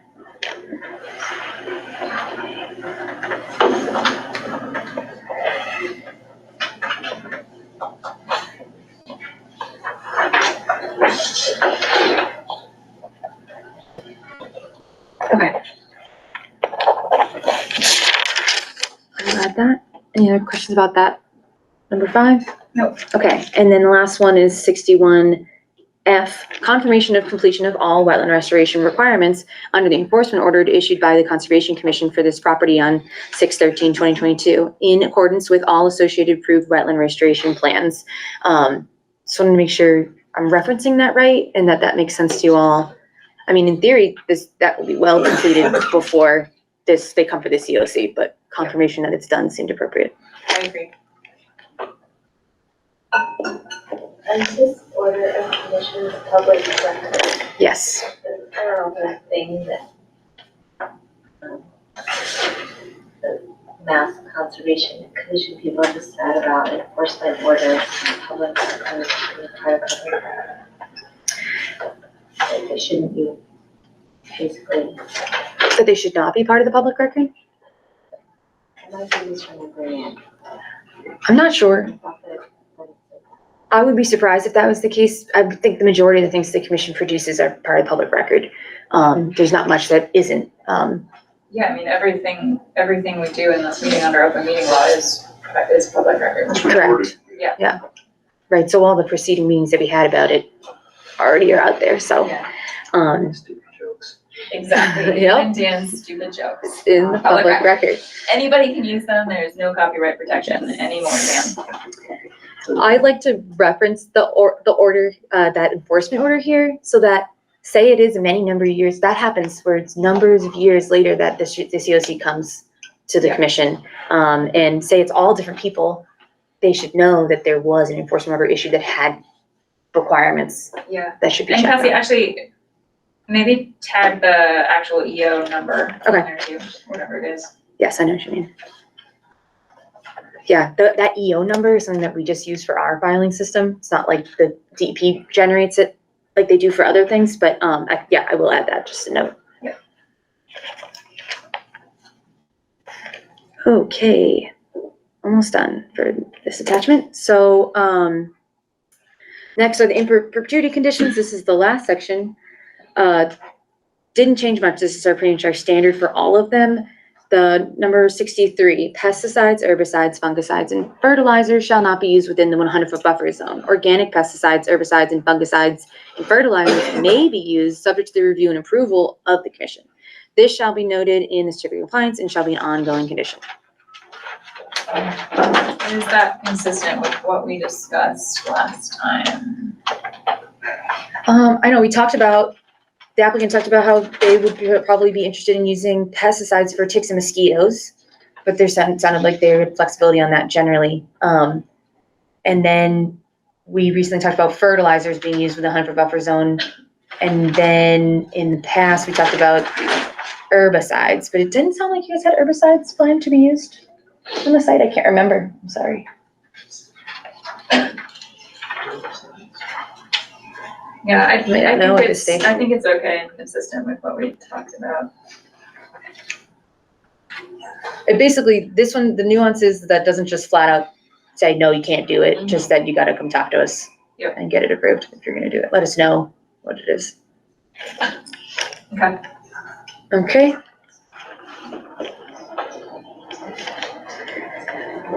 Okay, condition 64, invasive plant species. Only non-invasive plant species according to the Massachusetts Invasive Plants Advisory Group may be planted or installed within planters on site. Seed mixes shall also consist of 100% native non-invasive species. This shall be noted in the certificate of compliance and shall be an ongoing condition. I'm curious about the 100% native piece for the seed mixes. I don't know if that is something that we typically require, or if we talked about the seed mixes for the grass yet in this hearing. I can't remember. We talked about the plantings, shrubs and things like that, but and trees, but not the seed mix. Organizations that sell seed mixes, do they certify them to be either completely non-native, I'm trying to twist myself about completely native seeds, or do they certify them to be free of non-native seeds? I mean, Yeah. I don't know what we can do beyond what they can certify that they can provide. I see. Does that make sense? You can't really do native lawn, grass. Yes. Okay. Yeah. And It's gonna survive. Yeah. yeah. I had a project recently where, like, even with the native seed mixes, Natural Heritage actually like, no, Okay, you know, not in this county, not in this county. Basically, they're like, we'll lose down.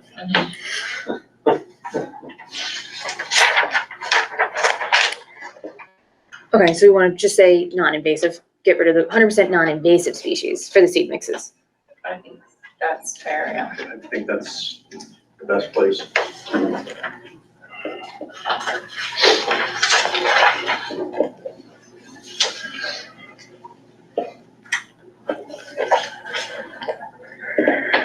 Okay, that's the last one. So the other thing that we want to add, I think, to the in perpetuity is something about that eastern area, to note that as agreed during the, I don't know how we want to say it exactly, but as agreed during the ongoing review and approval, there'd be no future development beyond the monumented limit of work in that eastern section, and that should be shown on the monumentation plan as well. Gotcha.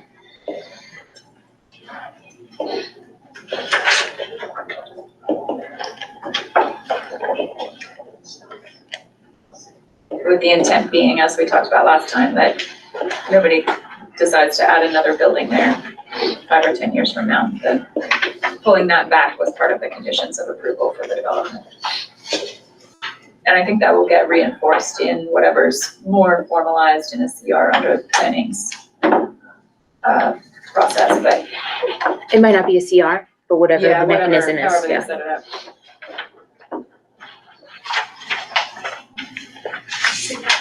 Okay. So that means that Okay, do we want to look at the stormwater permit conditions? Or are there more notes here for under Wetland Protection Act?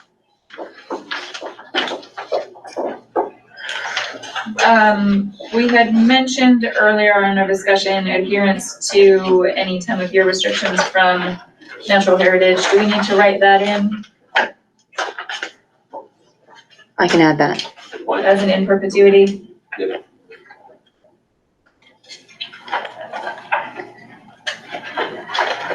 Okay.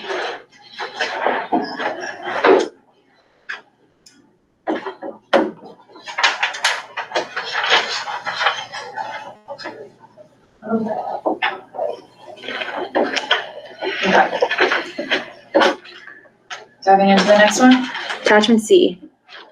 do we folks need copies of this? Do we have one for everybody? This is, thank you. Sorry. It Alrighty, just sounds something that I need to correct. I'm just highlighting for myself. I use a template of our previous conditions, so I just need to make sure it doesn't include reference to old things. Okay, so the way these are formatted is kind of explains who the applicant is, property owner representative, when we approved it, location, all this good stuff that will be finalized. In this one, this is the first time that I've written one that includes a waiver request. The request is just for one waiver. There's originally two, but it's just one now, which is for section 12-81, part D, part 6. And that's for the size of the slopes. And so the commission seemed to grant that waiver. We should, if the commission makes the motion, should note that, I think, in the motion to grant the waiver formally. so the version we have still has two. We should cross off Ah, I see. the first one. Sorry about that. That's okay.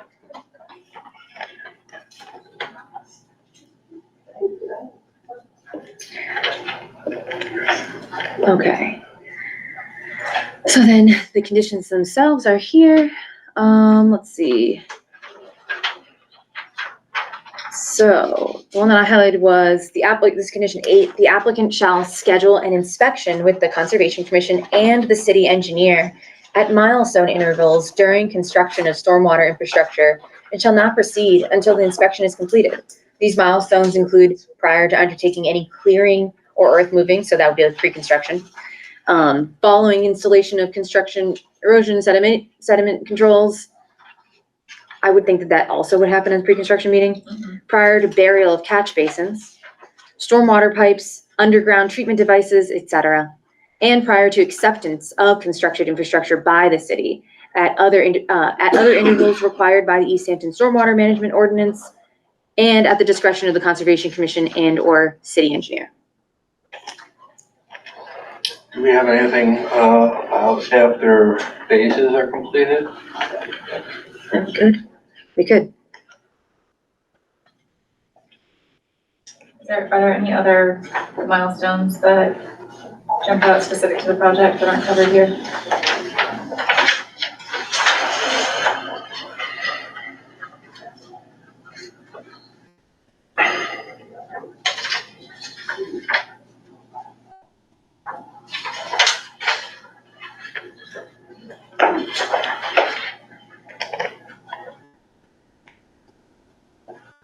What are our other treatment structures? So we have the rain gardens, we have the basins, we have the catch basins. There's some separators too, right? or no? I don't remember. Are there, Yeah. there are, right? Hydrodynamic Yeah. separators, one for each basin. So let's also call out, Cassie, the installation of the proprietary hydrodynamic separators. And, would it make sense to look at anything relative to the, things that I can't think of the word for right now? Absolutely, the level spreaders, thank you. And those are gonna be, I mean, those are visible from the surface, those underberries, so that's probably, There's a pipe that gets buried in it, actually. yes. Yeah. So, yeah, level spreaders. Yeah. I think that should cover all our pieces. Okay. Cool. Okay, next one I noted was number 9. The applicant shall nominate a stormwater compliance monitor for approval by the city engineer and conservation commission prior to initiation of any work. The nomination shall be accompanied by a summary of the nominated person's qualifications regarding construction observation, stormwater quality management, erosion and sediment control, SWIP monitoring, and other related factors. So in my mind, this is the same person as the project environmental monitor, if that's the language we decide to use. But if I'm going to rework that one to talk about this third-party person, that compromise option. So I would work it here to like match that is my plan. It's a little amorphous right now, but. Sounds good. Can I screw everything up for a second? Go ahead. It just occurred to me, so we've got the phasing, right? So both in attachment B and attachment C here. Like when it comes to pre-construction conditions and all those sorts of things, if it hasn't been a continuous process from one phase to the next, we should treat each phase like a new work start with a new pre-construction meeting and those things. I didn't say Did we that catch that? somewhere. I think that is covered somewhere. I captured it in the pre-construction requirement Okay. for the project sequencing plan. Construction sequencing plan needs to show that there is a listed pre-con meeting at the beginning of each phase. And I believe in the condition referencing that a pre-construction meeting is required, it talks about how that should happen at the beginning of each phase as well. Mhm. It's funny for the stormwater because phase 1 encompasses the entire stormwater Right. system. Mhm. So we can say it in here, but it might not be as relevant, but maybe it's, I mean, I would assume that we would go over both of everything at every pre-con meeting. Be like, here's all that applies. I guess, Cassie, going back to attachment B, condition 15, Okay, hold maybe on. modify that one to Yeah. say there shall be a separate pre-construction meeting prior to each phase. Okay. Yeah, where was that phasing plan? Should be pre-con, so let's go back. H on page 3. 16H, yep. If multiple phases are proposed, a pre-construction meeting with the commission or its agent in advance of the commencement of each phase shall be included in this plan, construction sequence plan. And then you were saying for condition 15, this meeting shall take place a minimum of 5 business days before the planned commencement of construction activities. Yeah, and then it should talk about each phase, so I'll add that there. Yeah, I think that covers it.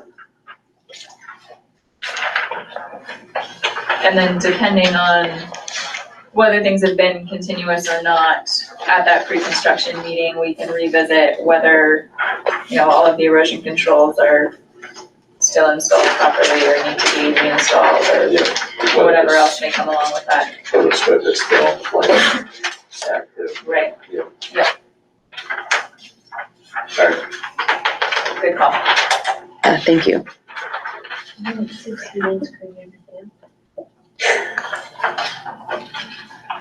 All right, back to C. Okay, number 10.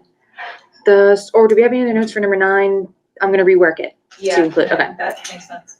10, stormwater compliance monitor shall inspect construction period erosion and sediment controls on a weekly basis and following precipitation events exceeding 0.25 inches as measured by National Weather Service rain gauge at Barnes Municipal Airport.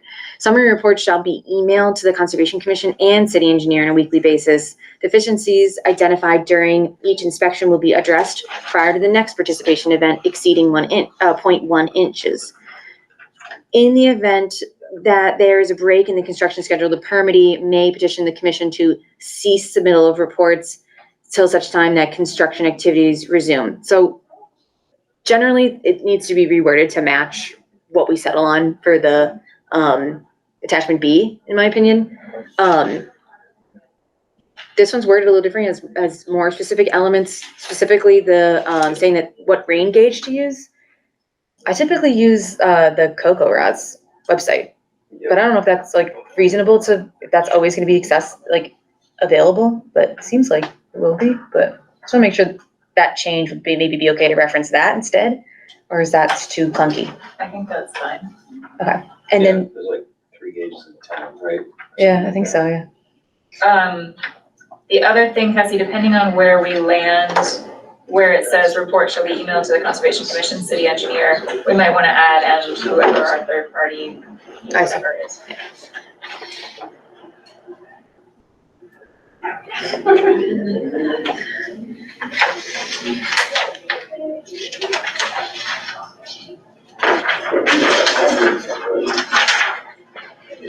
To receive.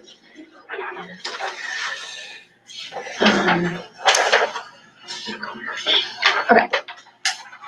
I can do that.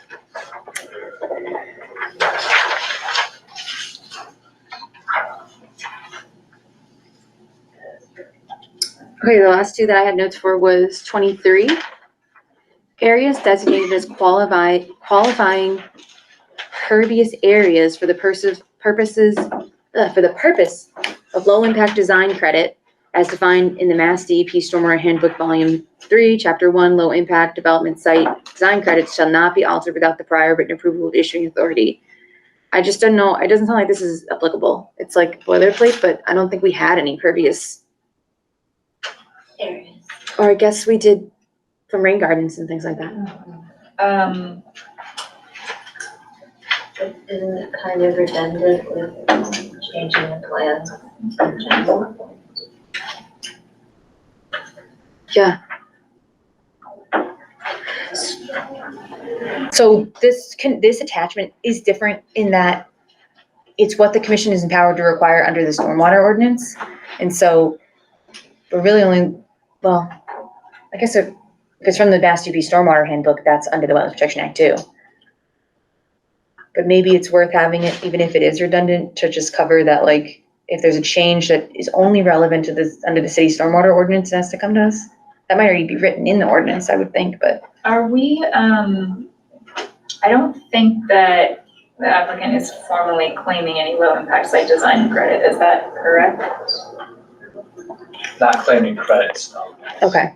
So I'm thinking, Cassie, for the spirit of what this is trying to accomplish, that maybe we want to modify this to say that, areas designated for and approved as low impact design, specifically the rain gardens shown on the plans, shall not be altered without prior written approval.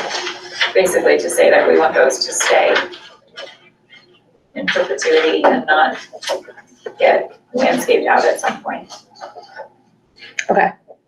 Because they're not being claimed as credit, but they were an important part of our process of reviewing and approving. Okay. Okay, last one, condition 24. So access for maintenance, repair, and a replacement of BMPs, which is best management practices, shall not be withheld. Any fencing constructed around stormwater BMPs shall include access gates and shall be at least 6 inches above grade to allow for wildlife passage. That's trying to encompass that gap, Deb, that I know you were concerned about. So just want to make sure that wording made sense, and it kind of captures that correctly. Good.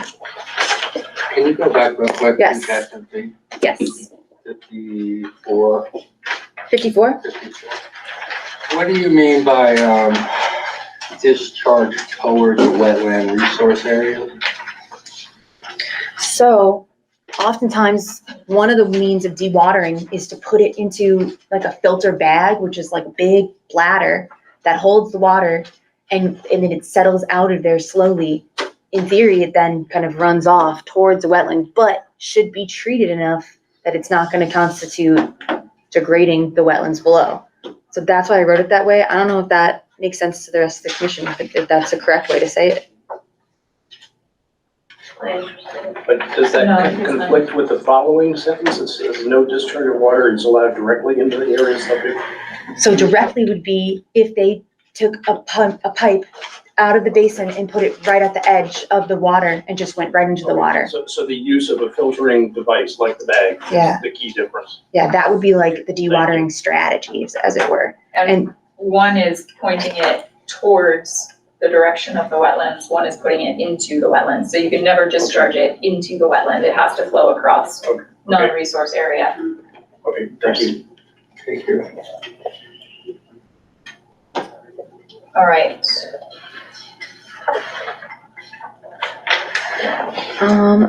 Okay, so just in summary, I have some things to work on to rework and reword it. It sounds like the main one that the commission might actually want to review beforehand is the wording for the monitoring for during storm events and weekly monitoring, third party and whatnot. I know that the commission asked for some other changes to the plans and the permanent monument plan, other things that we've discussed. I guess just the decision now is the commission of you're gonna continue, or I guess, you know, we can just talk about it more if you want to, obviously, but. Yeah, so I think we want to see the monument plan before voting and approving, and I think we also decided we need to wait for the revised natural heritage letter.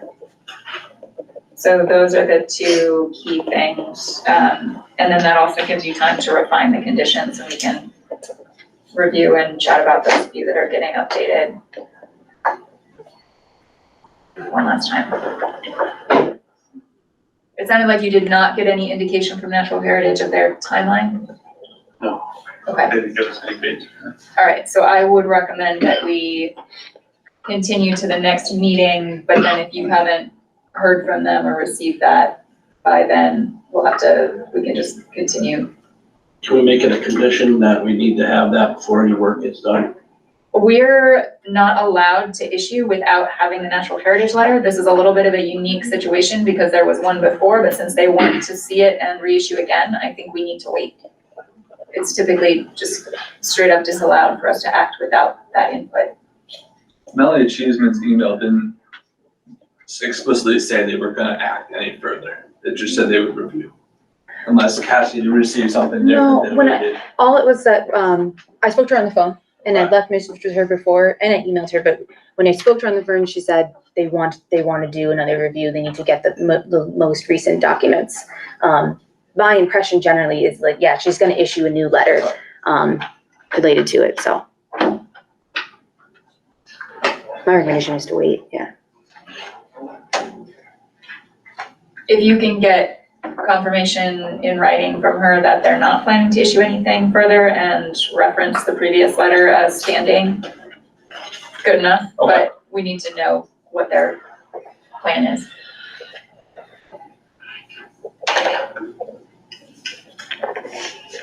So do we have a motion? Motion to January. Could I just ask for a recap of the things before we Sure, continue? yeah. I have,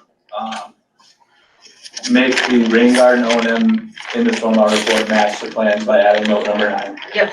And rework the note in the O&M about no grass clippings, et cetera, in any resource areas on site.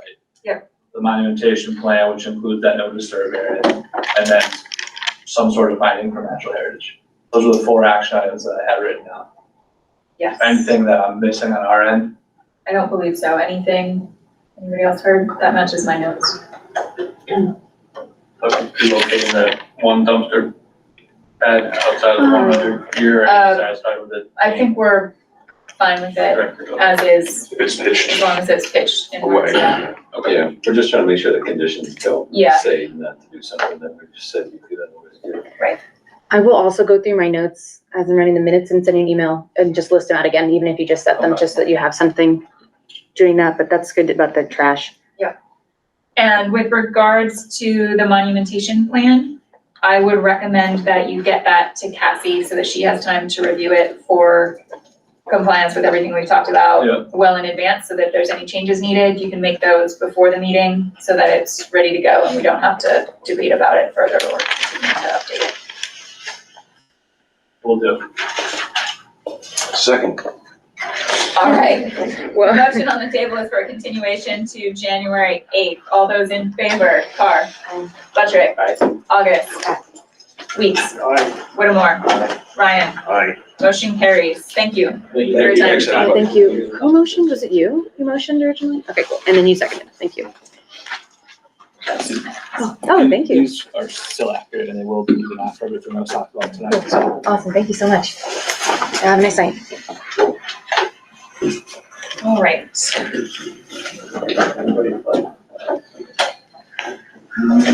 Kathy, do you need a minute? Let me just make this one note.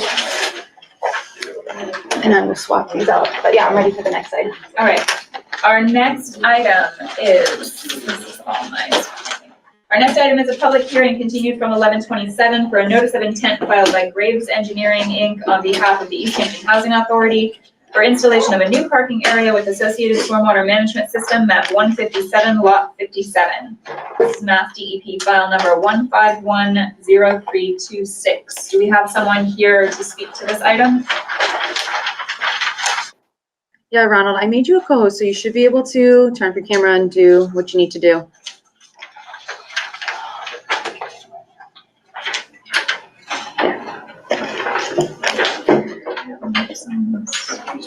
Oh, you're muted still, sorry. Okay. Hi, good evening. My name is Ron Mendez. I'm with Graves Engineering here on behalf of the Easthampton Housing Authority. Just to recap the project again, the Housing Authority would like to expand 2 paved parking areas and create about 30 or so parking spaces. 19 of which are supposed to be for visitor parking, and 11 spaces would be for their maintenance staff and their operations, or so like their equipment. As part of the project, they would also like to construct some stormwater management features, in this case, specifically a bioretention area. On the plans, we do show a future building that is not part of this project per se, but it's just something that we figure we might as well show. Specifically because in the stormwater calculations, we did take into account those, that roof area. I should also note that this project is also going before the Zoning Board of Appeals. And that meeting is later in the month. If I'm not mistaken, it would be on the 20th. Since the last meeting, there were a couple of requests to make some revisions to the plans. And I believe most of those have been accomplished. And if I may say so, those have been like, if we could indicate a conservation mix, a conservation seed mix within the area that's to be cleared for the proposed drainage line. Again, this drainage line would be running from the bioretention area going towards Brickyard Brook. Another change that was requested, that type of erosion control blankets to be used here would be biodegradable. That change or revision has been made, and another revision requested was to only use straw bales instead of hay bales, I mean. Other than that, there are a couple of items pending. We still need review by the Department of Public Works regarding the bond amount. And I still also have to address the comments that were issued by the DEP regarding this project. Just to add quickly, I actually did get a response from the city engineer who's in the DPW department, and they review. I don't know if he was able to send it to you, Ronald, I'm sorry, but it's in the file. I can share it with the commissioners now if it's like, let's see. Hold on.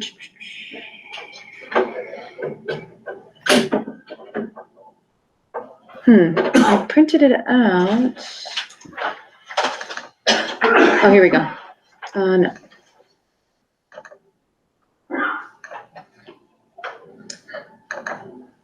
I'm not sure what's in there. It should be printed there in the file on the top. Sorry, what are you It was looking for? just, it's not there. It was, I got a response from the city engineer. I think it might be here. Yeah, that was my, there we go. Okay, so I'll just read this real quick. See, I got this today. Ronald, I can send you a copy of this, but, Dan Murphy, city engineer, said, hi Cassie, I reviewed the plans and the stormwater report. The soils are good and calculations show the proposed basin will infiltrate most of the volume of runoff, even up to 100-year storm. The total volume of flow discharging is significantly reduced by post conditions meeting the intent of our ordinance. Pre-treatment is provided. The only thing I didn't see is the phosphorus removal calculations. Our stormwater ordinance requires 50% removal for redevelopment. The $75,000 bond amount is acceptable. So the bond is confirmed, but it sounds like it's just that phosphorus removal requirement. And I don't know if Ron, you can speak to that or not. Not having seen it before. I guess, no, I'd have to review the phosphorus, requirements. I guess, honestly, I wasn't aware of, that requirement. I may have made a mistake in, because I guess in the version that I have of the stormwater ordinance, it didn't seem to reference it, but I guess I will double check and have to get back to you.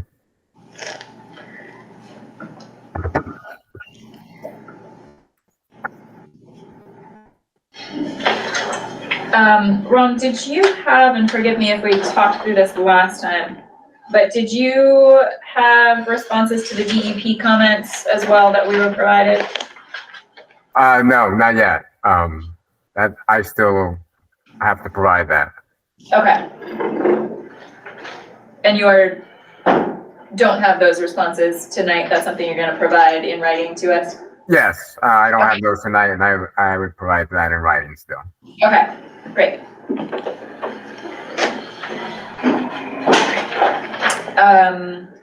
Is there anything else, Jay, in the notes that we had requested? I think that covered the edits we were looking for were pretty minor, so I think we just need the DEP response, which included a couple of questions relative to treatment percentages, and then the phosphorus on top of that per Dan Murphy. And I think otherwise we're probably in pretty good shape here. Any questions from the commission? I am. Go ahead, Deb. Okay. So you did change the HADAS drop down, but it doesn't say biodegradable on the site plans for the erosion blankets. I did confirm, and you can double confirm for us, Ron, but I did confirm against the last set of plans that the approved blankets that are listed have all been updated with different models, which I presume if we knew what we were looking at, those would be the biodegradable ones. Yes, on sheet 501 for that detail, on note 3, I did indicate only the types that are biodegradable. I guess there's different terminology in my understanding, like even ones that say degradable, but as far as I can tell, based on what I read, and these should be the ones that are biodegradable. Okay. I think we're good there, Deb. What else? So didn't we discuss there's gonna be ferns being removed in the area where they're doing tree clearing, and we wanted ferns replanted there? I didn't see anything about ferns on the planting list. I honestly have no recollection of that. I do, Deb. I do remember that. I don't know, Ron, if you remember, I sent you that list of things the commission had requested. Let me see if I have that myself, but I do remember talking about the ferns. Let me see. Oh, if it could be in this one. Erosion control seed mix. In my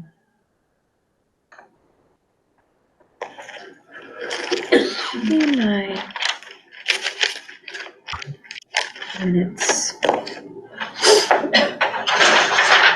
I guess I don't recall that one, to tell you the truth. I emailed you in response to when you sent me the revised plan. And I confirmed that you had those elements that you listed, but then listed a couple other elements that were still outstanding. I thought I mentioned the ferns, but maybe I didn't. I can go look back in the minutes. Does your regional area have ferns? Right. I think my understanding was that there was a request for fern plantings to be included in the seed. There's a seed mix proposed for the drainage path, but then also potentially ferns would be included, but, let's see here.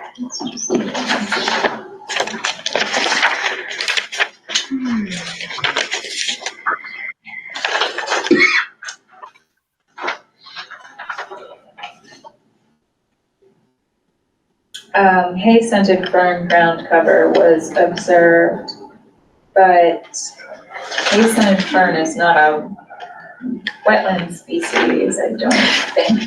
At the bottom of those back up. Yeah. So what I have in the minutes here is that Commissioner August asked, because we were reviewing the Ecotex summary of the plants that were on site.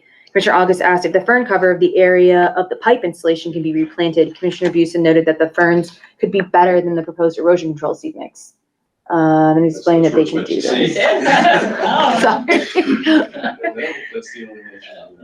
what I have in my notes, at least. I don't remember that at all. I know. believe it was about 9 o'clock at night. We're all quite hungry in that stage. But there's a big portion of that drainage pipe that's outside of the jurisdictional area. So that would be something, to commission if they want to require that still or not. What's currently proposed there, it's a conservation mix. Yes, conservation wildlife seed mix.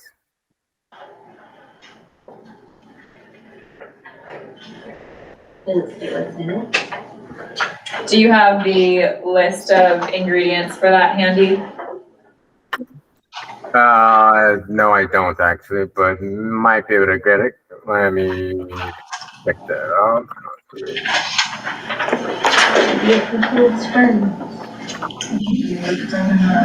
Probably. All right, so if I'm not mistaken, I'll work for you. The common names or the items that are used in that type of mix are Virginia wild rye, little blue stem, big blue stem, red fescue, Indian grass, switchgrass, partridge pea, showy tick trefoil, butterfly milkweed, beggar ticks, purple joe pieweed, black-eyed Susan, beef aster, and early goldenrod. So it's largely a grass and wildflower mix. Well, I was just asking because we had talked about it and it wasn't in the plan. I don't have strong feelings either way. It's pretty flat. Here we go.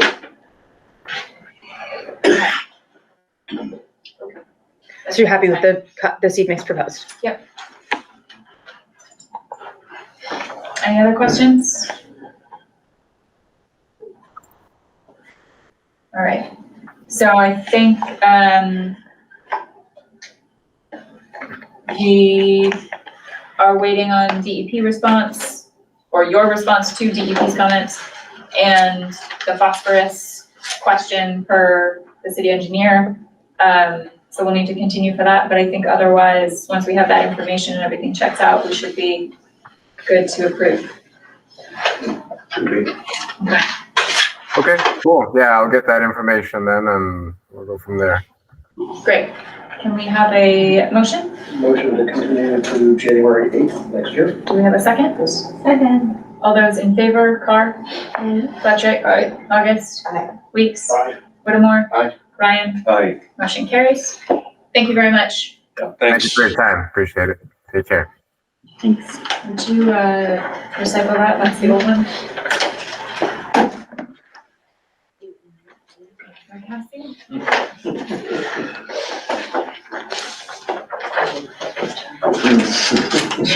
Thank you. All right. Do you need a minute? Just a second, I just write this down. Yeah, we're good. All right. Our next public hearing is for an abbreviated notice of resource area delineation filed by GZA Geoenvironmental on behalf of Crown Meadow Corporation at Holly Circle and Crestview Drive, map 166, lots 75 through 80, 83 through 89, and map 171, lots 14-1, 14-2, 15 through 22, 25 through 29. This is Mass DEP file number 1510327. Do we have someone here to speak for this item? Yes. Do you want me to stand up or? Please introduce yourself for the record, but you're welcome to stand or sit as you like. Hi, I'm Jackie Claver. I'm from GZA, and I got my colleague here, Dan Ishii from GZA.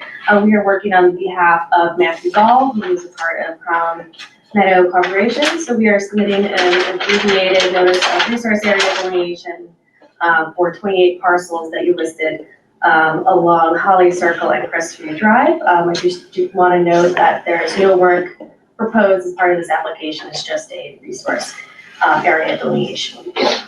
So for some site background, this area was previously approved as part of a subdivision plan that was reviewed by the Easthampton Planning Board Commission in 1992. And the landowner has been paying property taxes on all 28 parcels ever since 1992. So the site is primarily an agricultural field with an existing dirt road, and there are no structures currently present on the site. The abutting parcels to the east and south are agricultural land, and to the north is a residential area, and to the west is White Brook Plains Conservation Plan, which contains White Brook, which is designated as a perennial stream on the USGS quadrangle. We delineated this property last year, and we recently revisited it this year, and due to the extraordinary wet conditions that we have been seeing this year, we are looking to continue this application to the June of 2024 meeting to observe the stream system under normal conditions. So you're just seeking a continuance to June? Correct. Okay. We just conferred that with our client earlier this evening, or we would have contacted you earlier today and let you know. That's what his decision this evening, to punt this down the road a while because of the weather conditions we had this past year. Okay. Any other questions at this time, or shall we just process the continuance? May as well just process continuance, I guess, unless there's comments or anything. Are there public comments? I'm not sure if you're here to speak to this. This comment in favor. I'm just curious. Would you, sorry, introduce yourself? I'm Garrett Stover, Piscataway Conservation Trust. I don't know if this will help. This is the subdivision, so. I know it well. Oh, yeah, no, I don't know. Yeah. If you wanted to point out something, that's fine. No, I'm just curious. I wrote to Cassie that I think you're probably correct that it's not a perennial stream anymore. But I'm just curious, so going back, pushing back your review to later next year, that's to give you more points on the. We're not anticipating getting dry weather through the winter because it's winter, it's frozen, and we've got precipitation that comes in, it doesn't really drain away. So we're looking to get into the next growing season, into the spring season, and let's see what nature does to us then. If it turns out to be another wet year, then we're probably stuck with this. But we're trying to see if we can get, because a owner of the land has known this property his whole life, and he has seen it dry many times. And so he's trying to get those kind of, what he would consider normal conditions. So we're trying to give us time to sort of see, hopefully get normal conditions next year and not get the heavy rain that we had. 2 years ago was a drought, so you really can't use that as evidence, not strong evidence. So that's really what we're trying to do, is just push it down the road a little bit, see if we can see in normal conditions, and see what it does. And if it ends up being perennial, it ends up being perennial, but it may be intermittent too, right? No. So that's the reason for punting it down till for 6 months. Yeah, I know we had a discussion about the stream on Casey Top side. Oh, right. Because the neighbors there said that they had seen it running through drought, whatever. Yep. And as I said, I suspect that's not the case here. Right. Just curious. Yep. Yeah, good question. Yep. I have a quick question. For the abutters on Woodstock? Road doesn't exist. Yeah, I know. Yeah. But the properties north of that, like. That would be on the Holly Yeah. Circle Road. They weren't on the abutter list that's in front of that little strip that's Disquamish. Neither was common. So how did you do the butters list? We requested, We requested these parcels, we accidentally included those, but, I could double check. but we gave them this map? Or yeah, we gave the assessors the outline of this. And they were supposed to do 100-foot. Right. But. I could check that, See the Disquamish area? Here? Yeah. Yeah. And that little strip that goes across? That's connected to this Yeah. parcel. But they're all 5 houses in. On the other side of this? Yeah. They should have been included in the But 100-foot. you're saying they weren't? Correct. Yeah. We could double check, but I don't have. Yeah, the form is we Yeah. have to ask the assessor, they give us the information. Yeah. We don't search it on ourselves. Okay. Yeah, there are a bunch of houses there. And on the right side, the east side, see where the. Here? Yeah. Yeah. There's another branch of the, White Brook that branches off and comes down that way. Which I don't is know. More active than, Then this one? yeah. Yeah, that one's, I'm guessing that's several hundred feet away. I mean, more than 200 feet. I don't know. I didn't see it. Yeah. We just walked, this was someone else's land. We were able to get on these people's property to delineate the wetlands on this field, but we didn't continue into the woods at all. Yeah, it might be under 200. I'm not sure. Yeah. That's a good point. We'll take a look at the USGS, see where it shows it. That's it. Thank you. All right, thank you. Any other comments? I don't know if there's anybody left online, Cassie, before we continue. Just one person. If you have a comment for this item, you can use the raise hand function to let me know if you have a comment that you want to submit to the commission. And I should note, I got the written comments from you, Garrett. You can read them if you want me to, or we can wait until that time in June, or, yes. See how we're. Okay. Great. And if you ever have questions about the conservation, then don't hesitate to contact me. Great, thank you. Yeah. So we're going to continue until June.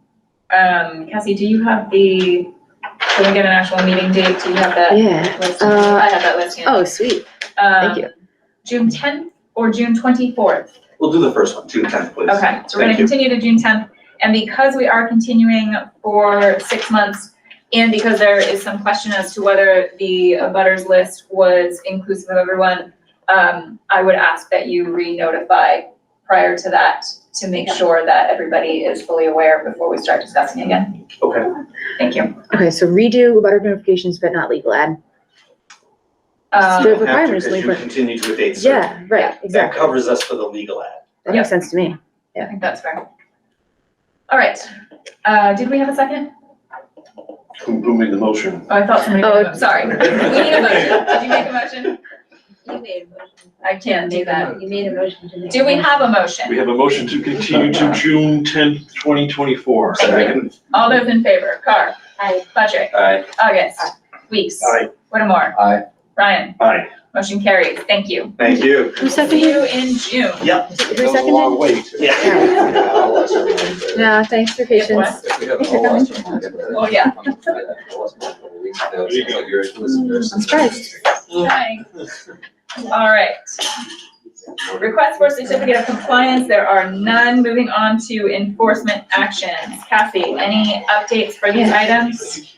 Yes, so, the first one would be item A, which is for 10 O'Neill Street. Deb was able to, from the public right away, take pictures of that area. So just a refresher, this was a location where there's a parking lot for an automotive location. They cleared out a space that's within the 100-foot buffer zone. The commission issued an enforcement order requiring them to allow that revegetate naturally.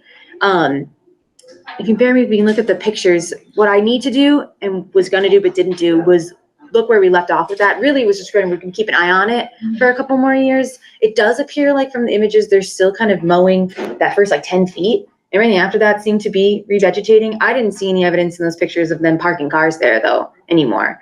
I know we talked about this before. I can't remember where we landed on if the commission was okay with that mowing within that first 10 feet or so. Does it look like 10 feet to you? Supposed to keep the cars off there. Yeah. That whole way into the. But it's a good reminder either way that we may have reached the threshold where we can take it off of the agenda since everything else has been, we're just kind of keeping an eye on it at that stage. Everything else has been met. But maybe next meeting I can give you a better rundown of what we previously determined. That's fair. Okay. Okay. The next item I had was for Loudville, so that's item E.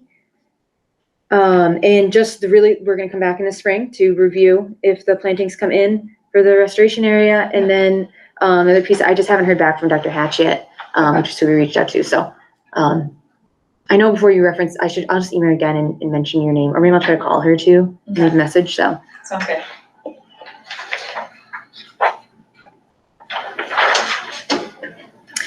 Okay, cool. Next one would be 10 Industrial Parkway. So I did get a message from him that he returned to the country and he provided images saying that he did do the fern planting. I'd like to coordinate a site visit, just haven't yet to confirm that. Okay. If that's okay with you guys. Great. Do you know what you're looking for in leaf off condition this weekend? No, but I can research it, or if you have images. I can send you some pictures. I've got plenty of it. Okay. All right, moving on then to open space updates. Anything on Echodale West? No updates. Okay. Compliance updates. Which projects do we need to speak to? Right, so the first one would be item G, I believe it's on there. Item G, this is a solar project on 232 Park Street. So they reached out to me, basically they, the outstanding item is confirmation that the wetland replication area is functioning correctly. And the last time I received, they're supposed to give us I'll read what it is that's required for certificate of compliance. This is the one, it has just a very small replication area with.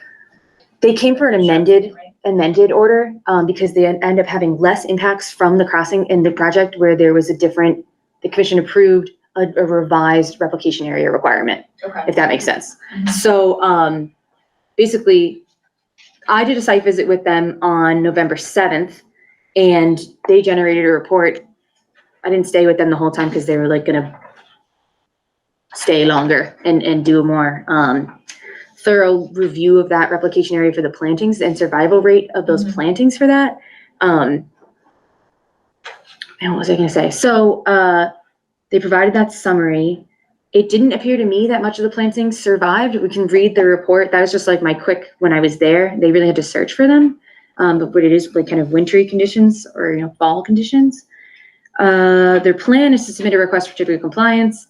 A quick summary of what's required, just to remember, is the form, request for certificate of compliance, a letter from an environmental professional certifying compliance with the order, explaining any deviations, reports from 2 consecutive growing seasons, showing at least 75% of the wetland replication area is established with indigenous wetland plant species, and a signed and stamped as-built plan with all resource areas, stormwater management structures, distances of structures from resource areas, limit of work, and all wetland replication areas shown on that as-built. And the last replication area report that I received was from 2021. So I was going to update them after this meeting to see, I didn't provide this to you ahead of time, so maybe you guys need more time to review this, but we can read it now if you want to. It's not super long. but more just kind of trying to give them guidance when they do come to the request for certificate of compliance, like what is needed. Cassie, when did they conducted this in November? Correct. November 7th.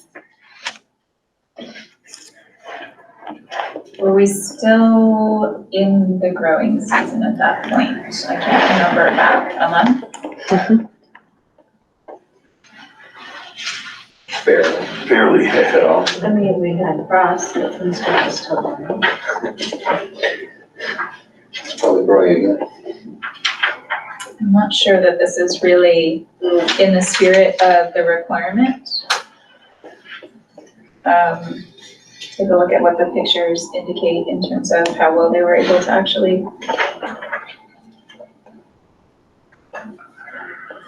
determine what was going on.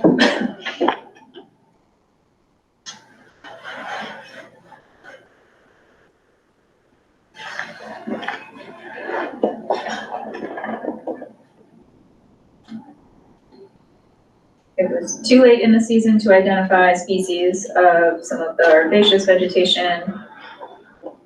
They were finding invasive glossy false buckthorn in the replication area, as well as multiflora and autumn olive at the edge of the replication area. There should have been 7 winterberry, 7 highbush blueberry, and 7 red osier dogwood. And they appear to have found 1 blueberry, 5 winterberry, and 1 red osier dogwood. So they seem to have had very poor survival success on the shrub species. Less than half of the planted woody species were observed during the site visit. However, some of the planted saplings might have obscured by the dense herbaceous layer of goldenrod and were missed. The area is densely vegetated, dominated by hydrophytic vegetation. Some observations of glossy false buckthorn and invasive. Additional shrub plantings or selective thinning of invasives may be warranted in the future. But with the proliferation of wetland species, we recommended allowing the WRA to continue growing undisturbed. Do we have any idea who wrote this report? There's no indication of who performed this assessment or what their credentials might be. Yes, so it is, let's see, what is there? It used to be Wood Engineering, or the name of the firm was Wood, and it's not that anymore. I'm just gonna pull up my email if you can excuse seeing the madness. It's now, this person was tied from the original application, but the name of the firm has changed. His name is Andrew P. Vardakis of WSP US Environmental and Infrastructure, Inc. And Does he have credentials? civil engineer is listed here. There also was another woman there, Kendra, but I don't have her listed credentials. So we could go back and figure out what our exact requirements for these were, but I would be inclined to reject this, at least pending understanding whether a wetland scientist performed this evaluation.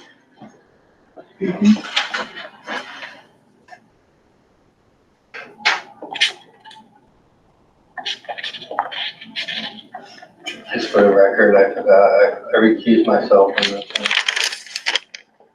Oh, thank you. Okay.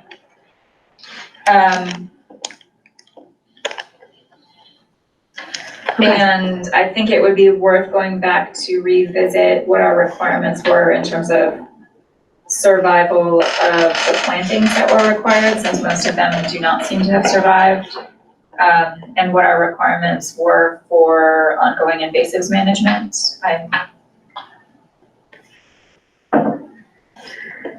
don't like that they're finding potentially more of that than the things that we asked them to plant. And this was a very tiny area. It's not like this was ever going to be a tremendous high functioning wetland, but that doesn't mean that we shouldn't want it to be succeeding as best it can in its 420 square foot configuration.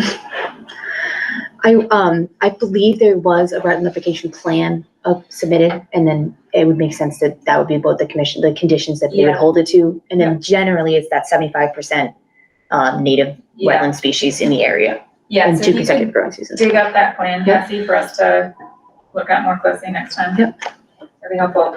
And I believe when you were reading stuff to us at the beginning of this, you said 2 consecutive seasons Correct. were required, and we don't have that.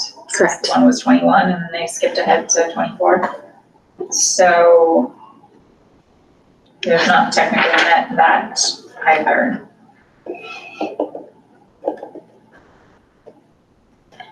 So it may be, given all of those factors together, it may be that we want to require at least another year of monitoring, and it sounds like some updated plantings to meet the original restoration plan. Thoughts, comments? That makes sense. Makes sense to me. I mean, if it were native vegetation, then I wouldn't feel so strongly about specific shrubby plantings, but if it's a lot of invasive crap in there, then. Yeah. That's great. And it's most of what they're finding is herbaceous, whereas we specifically called for shrubs to get some understory and stabilization and such going, so we're not achieving any of those pieces. That makes sense. And so this will all be helpful notes for them to understand what they need for when they do submit a formal request for certificate of compliance. I also need the as-built and other things, but this is very helpful for that piece. And would you also please ask them to resubmit this report with a person's name on it and their credentials? Thank you. Mm-hmm.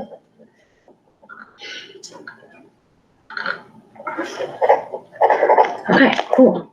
That's all I had for that project at this stage. Which others? The next one, this is for item L, which is C. Rogers. Yeah, 105 Pleasant Street. Something's happening? No. Okay. Almost, yeah. It's, I apologize. I try to catch this for projects and be helpful to permittees that like, hey, it's coming up. But this project, I haven't had communication with them since we issued the order. And that's not to say that it's not gonna happen, or it is, whatever. It's gonna expire on the 5th. The next meeting isn't until the 8th. I tried to reach out to them today, left a message. The answering machine was full for Mr. Rogers, who's the last, who I have in my records as being the property owner. And then the other the permittee, and then their representative was through Berkshire Design Group. I left a message with Jeff Squire, who was attached to the project at that time. I don't know if he still is. So he might not have the information, but I figured it was worth a try. But I didn't get anything from them requesting the extension. So it's probably gonna expire. Well, they're beyond their 30 days, but Yes. also, I don't know that this is officially written into the regs, I can't remember. But extensions are generally meant to allow projects that are underway to be extended. I don't know that we've ever issued an extension for something that they just let sit around for 3 years, not doing anything with. I mean, technically, their delineation is no longer valid because they've just been sitting on it for 3 years. Like, I think potentially they would need to restart this anyways. That's an interesting point. I don't know if in the regs it does require that. I don't think it does. It's typically my understanding is discretion of the commission to extend or not. But I think that's a reasonable point and consideration to the commission to make when granting an extension. So, but I didn't receive a formal request, so I put it on there, highlighted it in case I did, but because I didn't, I don't think you can actually at this time. Okay. What else? I'm just making a note. The next one is 108 Oliver Street. This one is going to expire, but they did submit a request, met the 30-day policy that the commission has. They've requested a 3-year permit extension. The permit expires before the next meeting, so this is the last time to actually extend it. The project is underway, but it's been delayed for, in their letter, they said unforeseen circumstances, and I conducted a site visit on the 28th of November. Generally, I recommend that the commission extend this permit. It's for a single-family home that they're building. And Cassie, There were no wetland replication requirements on this one, were there? I believe that there may have been, actually. Were there? Yeah, I think that there were. I'd have to double check, but I think that there were. So it might be worth pulling up the plans. Yeah. I have a vague recollection that with the Logan Properties one on O'Neill Street, that we required when we extended it, or at some point in the conversation around extension, we required them to get that replication area underway so that it couldn't continue to be put off. So let's just take a look at what's been done so far versus what there is to do. And if there were any specific replication pieces that might need to be emphasized. Oh, whoops, I'm at 105. Sorry, I'm on the wrong project. Bear with me here.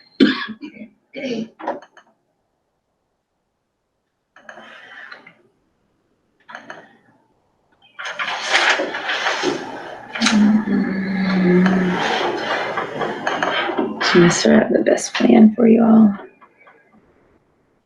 Here we go. So here come the plans. Make sure, sorry, I gotta share my screen. Folks at home. Okay. So right at the top here, at the entrance to the driveway, proposed 826 square foot wetland replacement area. Area to be seeded with wetland seed mix, mulch with straw to promote seed germination prior to seeding. Final grade shall be over excavated to a depth of 10 inches and replaced with wetland soils taken from impacted areas, which would be Where were the impacted areas? over here. It's for the crossing. Okay. So what has been completed and what has not? The crossing is completed. The driveway, I think it's going to stay gravel. So the driveway is pretty much completed, but it could be re-graveled, if that makes sense. They have the first 2 stories of the house. The foundation certainly is complete, as far as I can tell. And then they're doing the interior work and finishing exterior work. I believe this driveway portion, not clear if it's to be paved. It doesn't look like it. But yeah, the house certainly is well underway, if that makes sense. But they have stockpiled the soil from that original excavation. It is still there on site. Yeah, I want to confirm that's what that is, but that's my understanding originally was that was. And then in theory, yeah, it'll be used over here. It's kind of like a long, bunny shaped space, but. Okay. So what are people's thoughts? I feel like it would be, if the driveway is complete and the impacts have taken place, but they have not done any work on the replication, it seems like some push in that direction would be in order. Sure, yes. Yeah.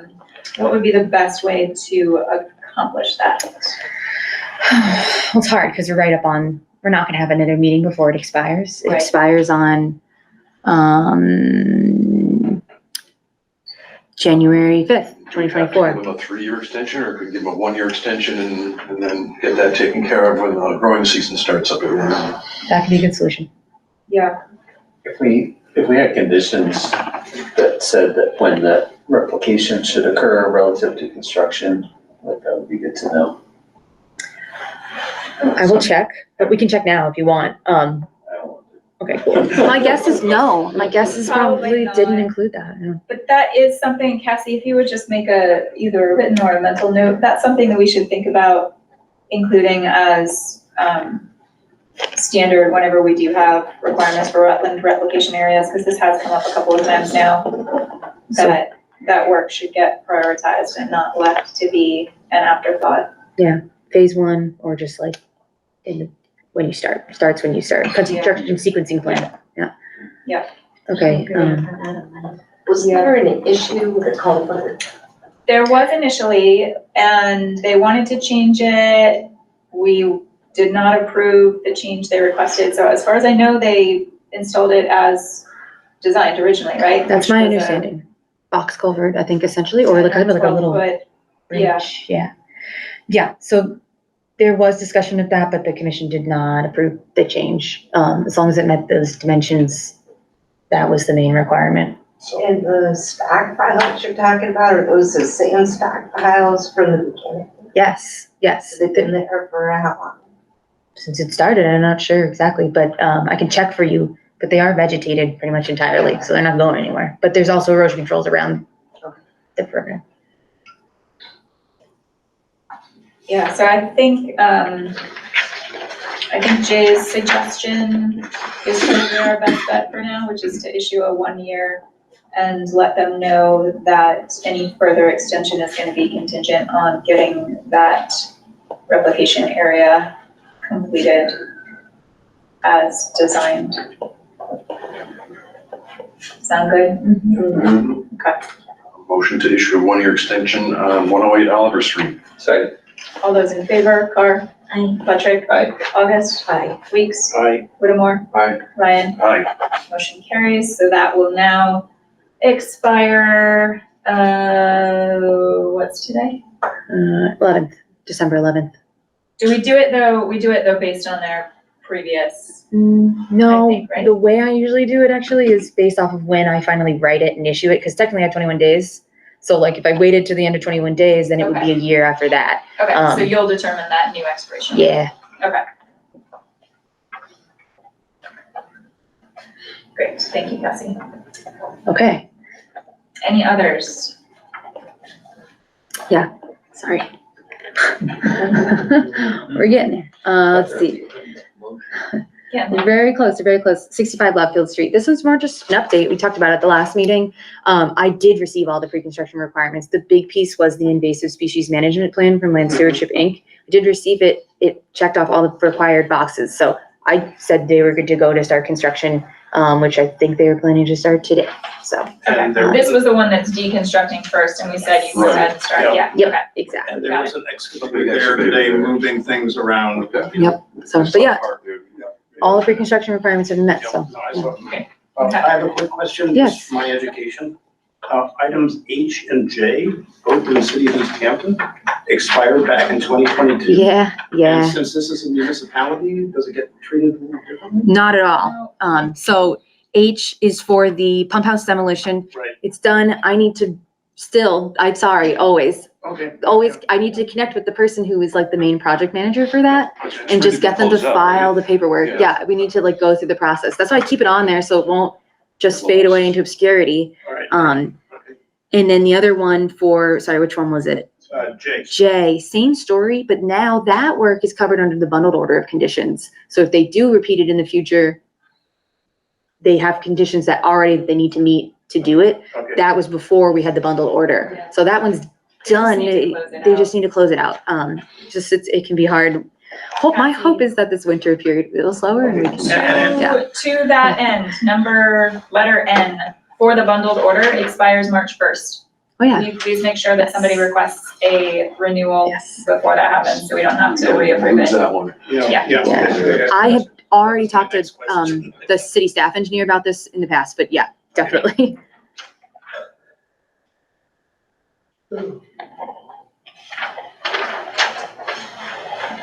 I'm almost done in March. Cool. And that was it for other project updates, unless anyone has anything else. Okay, meeting minutes. Do we have things to approve? Yes. For the 13th and the 27th of November. Anyone wants to see? I got the corrections in review from Deb for content and errors. Excellent. And I implemented all the changes, Deb, that you gave me. So thank you again. Any further comments on minutes from either the November 13th or 27th meetings? Fine to me. Do we have a motion to accept said minutes? Motion to accept the minutes from November 13th and 27th. Do we have a second? All those in favor, Carr? If I abstain, what happens? I didn't read them. You're just accepting them. You can abstain if you wish. We still have a quorum to approve them, so. I'll accept them as well. Okay. Can you please vote one way or the other? Alright. Patrick? August? Weeks? Whittemore? Aye. Ryan? Aye. Thank you. Pretty unanimous. Carries, both have been approved. New forest cutting plan, Loudville Road, Kathy? Yeah, so just letting y'all know, this was this is an application for forest cutting plan, so the commission has the opportunity to submit comments to it. It's for off of Loudville Road. I can show this to you. But basically it's the property owned by the New England Forestry Foundation. And the description of the work sounds like it's to establish an uneven age stand and typically to manage for wildlife habitat, which makes sense for this company. There should be a map. Yes, it is a part of that. Yeah, so I'll pull it up here in a second. Is this, oh no, this is further, this is up closer to the conservation area, right? It's basically, if people are familiar with the project on 282 Loudville, it's on the other side of the river from that. Does that make sense to people? Which one is 282? They don't need a permit with the Conservation Commission because they're outside of any jurisdictional areas, but I conferred with you to confirm that was the case. Do you remember that? Well, okay, it's on the, I'll pull it up here, Garrett. When you're on a bike ride, like you're doing town line sprints every 100 yards, it seems like. Okay, so it's out that end. It's out by Drury, I can see It's that. really close to 298 Loudville, if people remember where we did the living wall. That was it, Yeah. yeah, okay. So I'm pulling it up here. So Cassie, side note, but I was gonna ask if this was this other site. I noticed, as you're heading out Loudville, there is a utility cut and there has always been kind of like a cleared old road that heads off to on the left side at an angle if you're headed out of town. Okay. And it is recently re-cleared and stirred up. I don't know if there's anything jurisdictional there, but do we have any idea what's going on? I've not heard anything related to that.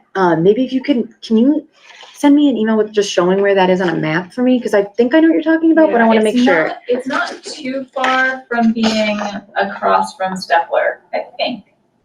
But Okay. I can't remember. Is it near exactly like where. is it near the landfill near there? There's like an entrance to the landfill around that area, I thought. There's no landfill on Loudville, is there? The I landfill's might be on thinking of something Glendale. else. Maybe I'm confused. Is there? On Loud, that would be like at the top of the slope.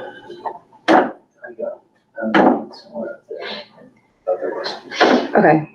Well, I will ask, DPW sometimes knows more about that, especially if it's associated with utility. So I'll ask them about that. And then Yeah, if, I don't know if it is or not. okay. Well, either way, maybe you can email me just like Okay.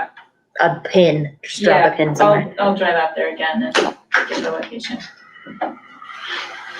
Okay, so hold on. What I'm gonna do is just show you on a map here where this forest cutting plan is.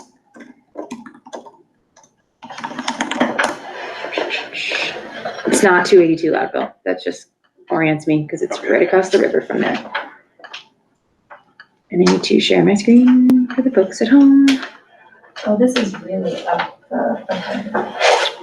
Town Spring. Okay, so you might remember 298 Loudville, where we did the living road. It's this large parcel here. If you can see my cursor, it seems like it's not proposing any cutting up in these areas. It's mainly down So here. it actually is part of that forest that has the trails and stuff that I can't think the name of. Yeah. Yeah, the Hartnett Manhan Memorial Forest. Yeah. All right. The ownership is the Forestry Foundation, is that correct? Correct, it's the New England Forestry Foundation. They're a land trust. Sort of. I know, yeah, I don't know if they're technical. I don't know. They're like a not-for-profit, certainly. Cassie, actually they are doing harvesting up in those upper areas Okay. too on the Oh, other I see. side, Okay. on both sides of Drury. Oh, I see. These two spaces. Yep. Okay. There's skid trails in there and the whole thing is flagged as harvest area except for the steep slope right against Loudville Road, I see. but nothing between the Manhan and Loudville Road. I see. Right. This area. Okay. And then basically the entire rest of the parcels down into Southampton. Yes, and I confirmed that Southampton also received a copy of this forest cutting plan application. Yep. From their agent. Yeah.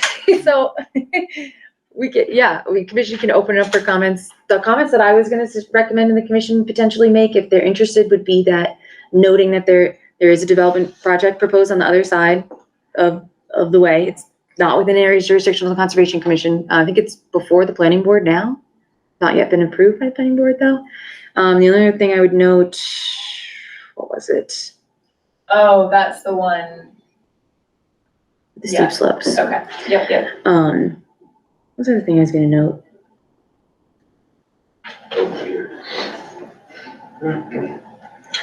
I'm checking note. I have written a note. Yeah, It's crazy. yeah, Just looking at, yeah, just looking at where. yeah, like massive. That would be another thing, I think, to note for them, Cassie, is just to be aware of the significance of the slope failures that have happened along the river in that area. Oh, yeah. Because they have steep slope sections marked on here and not intending to remove trees, but, I think still whoever's reviewing this needs to be fully aware of that propensity for failure. That was my note, just generally slope failure in that area, and then that there's development nearby, though I don't know if that would be particularly relevant or not. And does the commission have jurisdiction over forestry activities? So our comments are just advisory.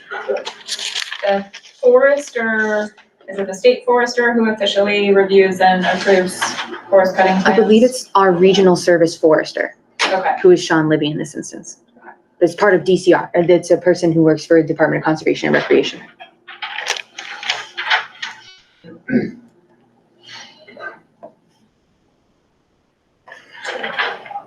yeah, I can't think of anything else specific. It must have been cut, like, not all of that long ago, because I went stumbling with my kids out there one time. And it was definitely seemed like there were old skidder roads and landings and things. Yeah, okay.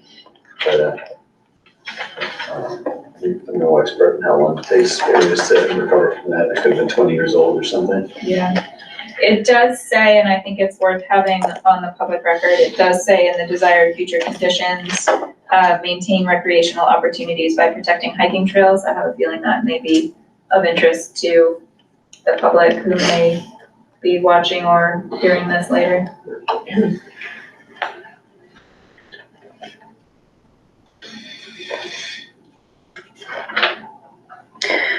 Yeah, I can show you the plan on the TV if we want. I just remember where I put it.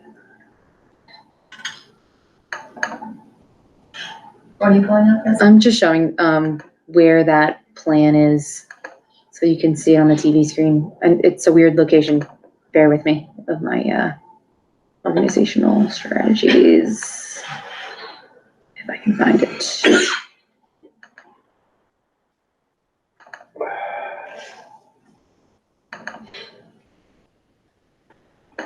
There we go, finally.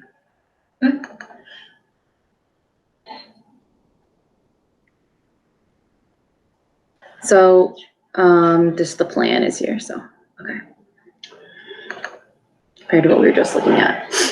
And the markers, the pink markers are for the skid trails, the black and white is for the filter strips proposed, the wetlands are shown on here. The brown dash lines is the wood road that exists, or that's going to be put in place. And then the various different types of stands are noted, and there's stream crossing proposed. Here, here, here, here, here, here, here, here. But, yeah, this is typical of forest cutting plans. It's all state jurisdiction. So they do their review for compliance with those elements, under the state, if that makes sense. Oh, yeah, if you question. Please, Garrett. Yeah, because of the 282 Loudville Road area, it's actually like 2.4 acre Wisconsin conservation area that was some development scrap left over.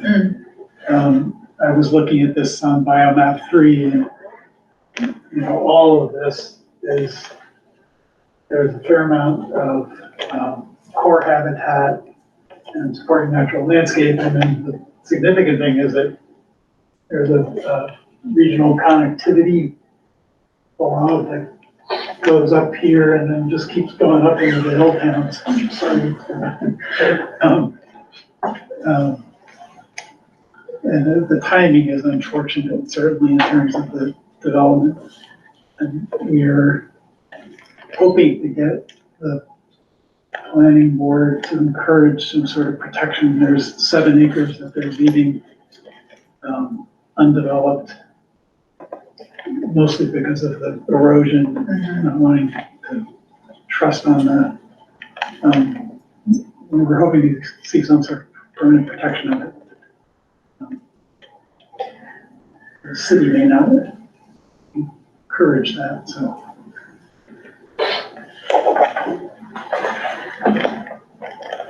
I just, I'm thinking about if that area is, the upland portion of that 282 is being disturbed, and all this logging is going on at the same time. If they're doing it during the winter, maybe it's less of an issue. Yeah. And that's a lot of stream crossings. It is. Yeah, actually, the proposed start date is 12/15/2023. I don't know how real that is, given that we're just seeing this for review, but it looks like the intent is to get this going over the winter for sure. Yeah, Cassie, if you could just add to the comments the habitat features and biomap references. Absolutely. Thank you, Garrett. That's good to know. Okay, all right. I think we're good there. Yes. Wetlands ordinance, my standard update, continuing to make progress. Tell me we don't have a meeting tomorrow like we did last time I said this. I think it's a couple of weeks December out. 19th. Okay. Is when we have it Next week. scheduled for. So we're meeting again next week with the working group. And we will continue to update you in the new year. We are making progress. We are getting closer, but still working on getting a draft together. And then the last item I wanted to add, I don't know if everyone is aware, but tonight is Commissioner Whittemore's last meeting. So I wanted to just say thank you for your service. It's been a pleasure working with everyone. Do we have any concerns for him not being at the next meeting for the Tasty Talk? We have enough people that have been to all the meetings to. I think we are okay, and our quorum number will actually go down, which probably works in the favor of being okay there. Is that true, Cassie? Yeah, the reason it's okay is because unfortunately you already missed enough. You can only allowed to miss one meeting and certify, but you missed 3 of them. So you missed too many to be able to certify. So it shouldn't change any. We've already been operating with you. You weren't gonna be able to vote on it already, unfortunately. So. Okay. That's good then. So yeah, we'll be all right there. I miss you though. Yeah, thank you. Who's gonna feed us? The guy in you person. Right. Perhaps. Bring in those, indoor. Yeah. That's all we got, and it's past 9, so I'd be happy to entertain a motion to adjourn. Do we have a second? Second. All those in favor, Carr, Buttrick, Aye. August, Weeks, Aye. Whittemore for your Aye. last vote, and Ryan. Aye. It is 9:04. I am concluding this meeting of the Easthampton Conservation Commission, and our next meeting will be January 8th of 2024 at 6 p.m. This government meeting is brought to you by Eastworks and our local cable subscribers.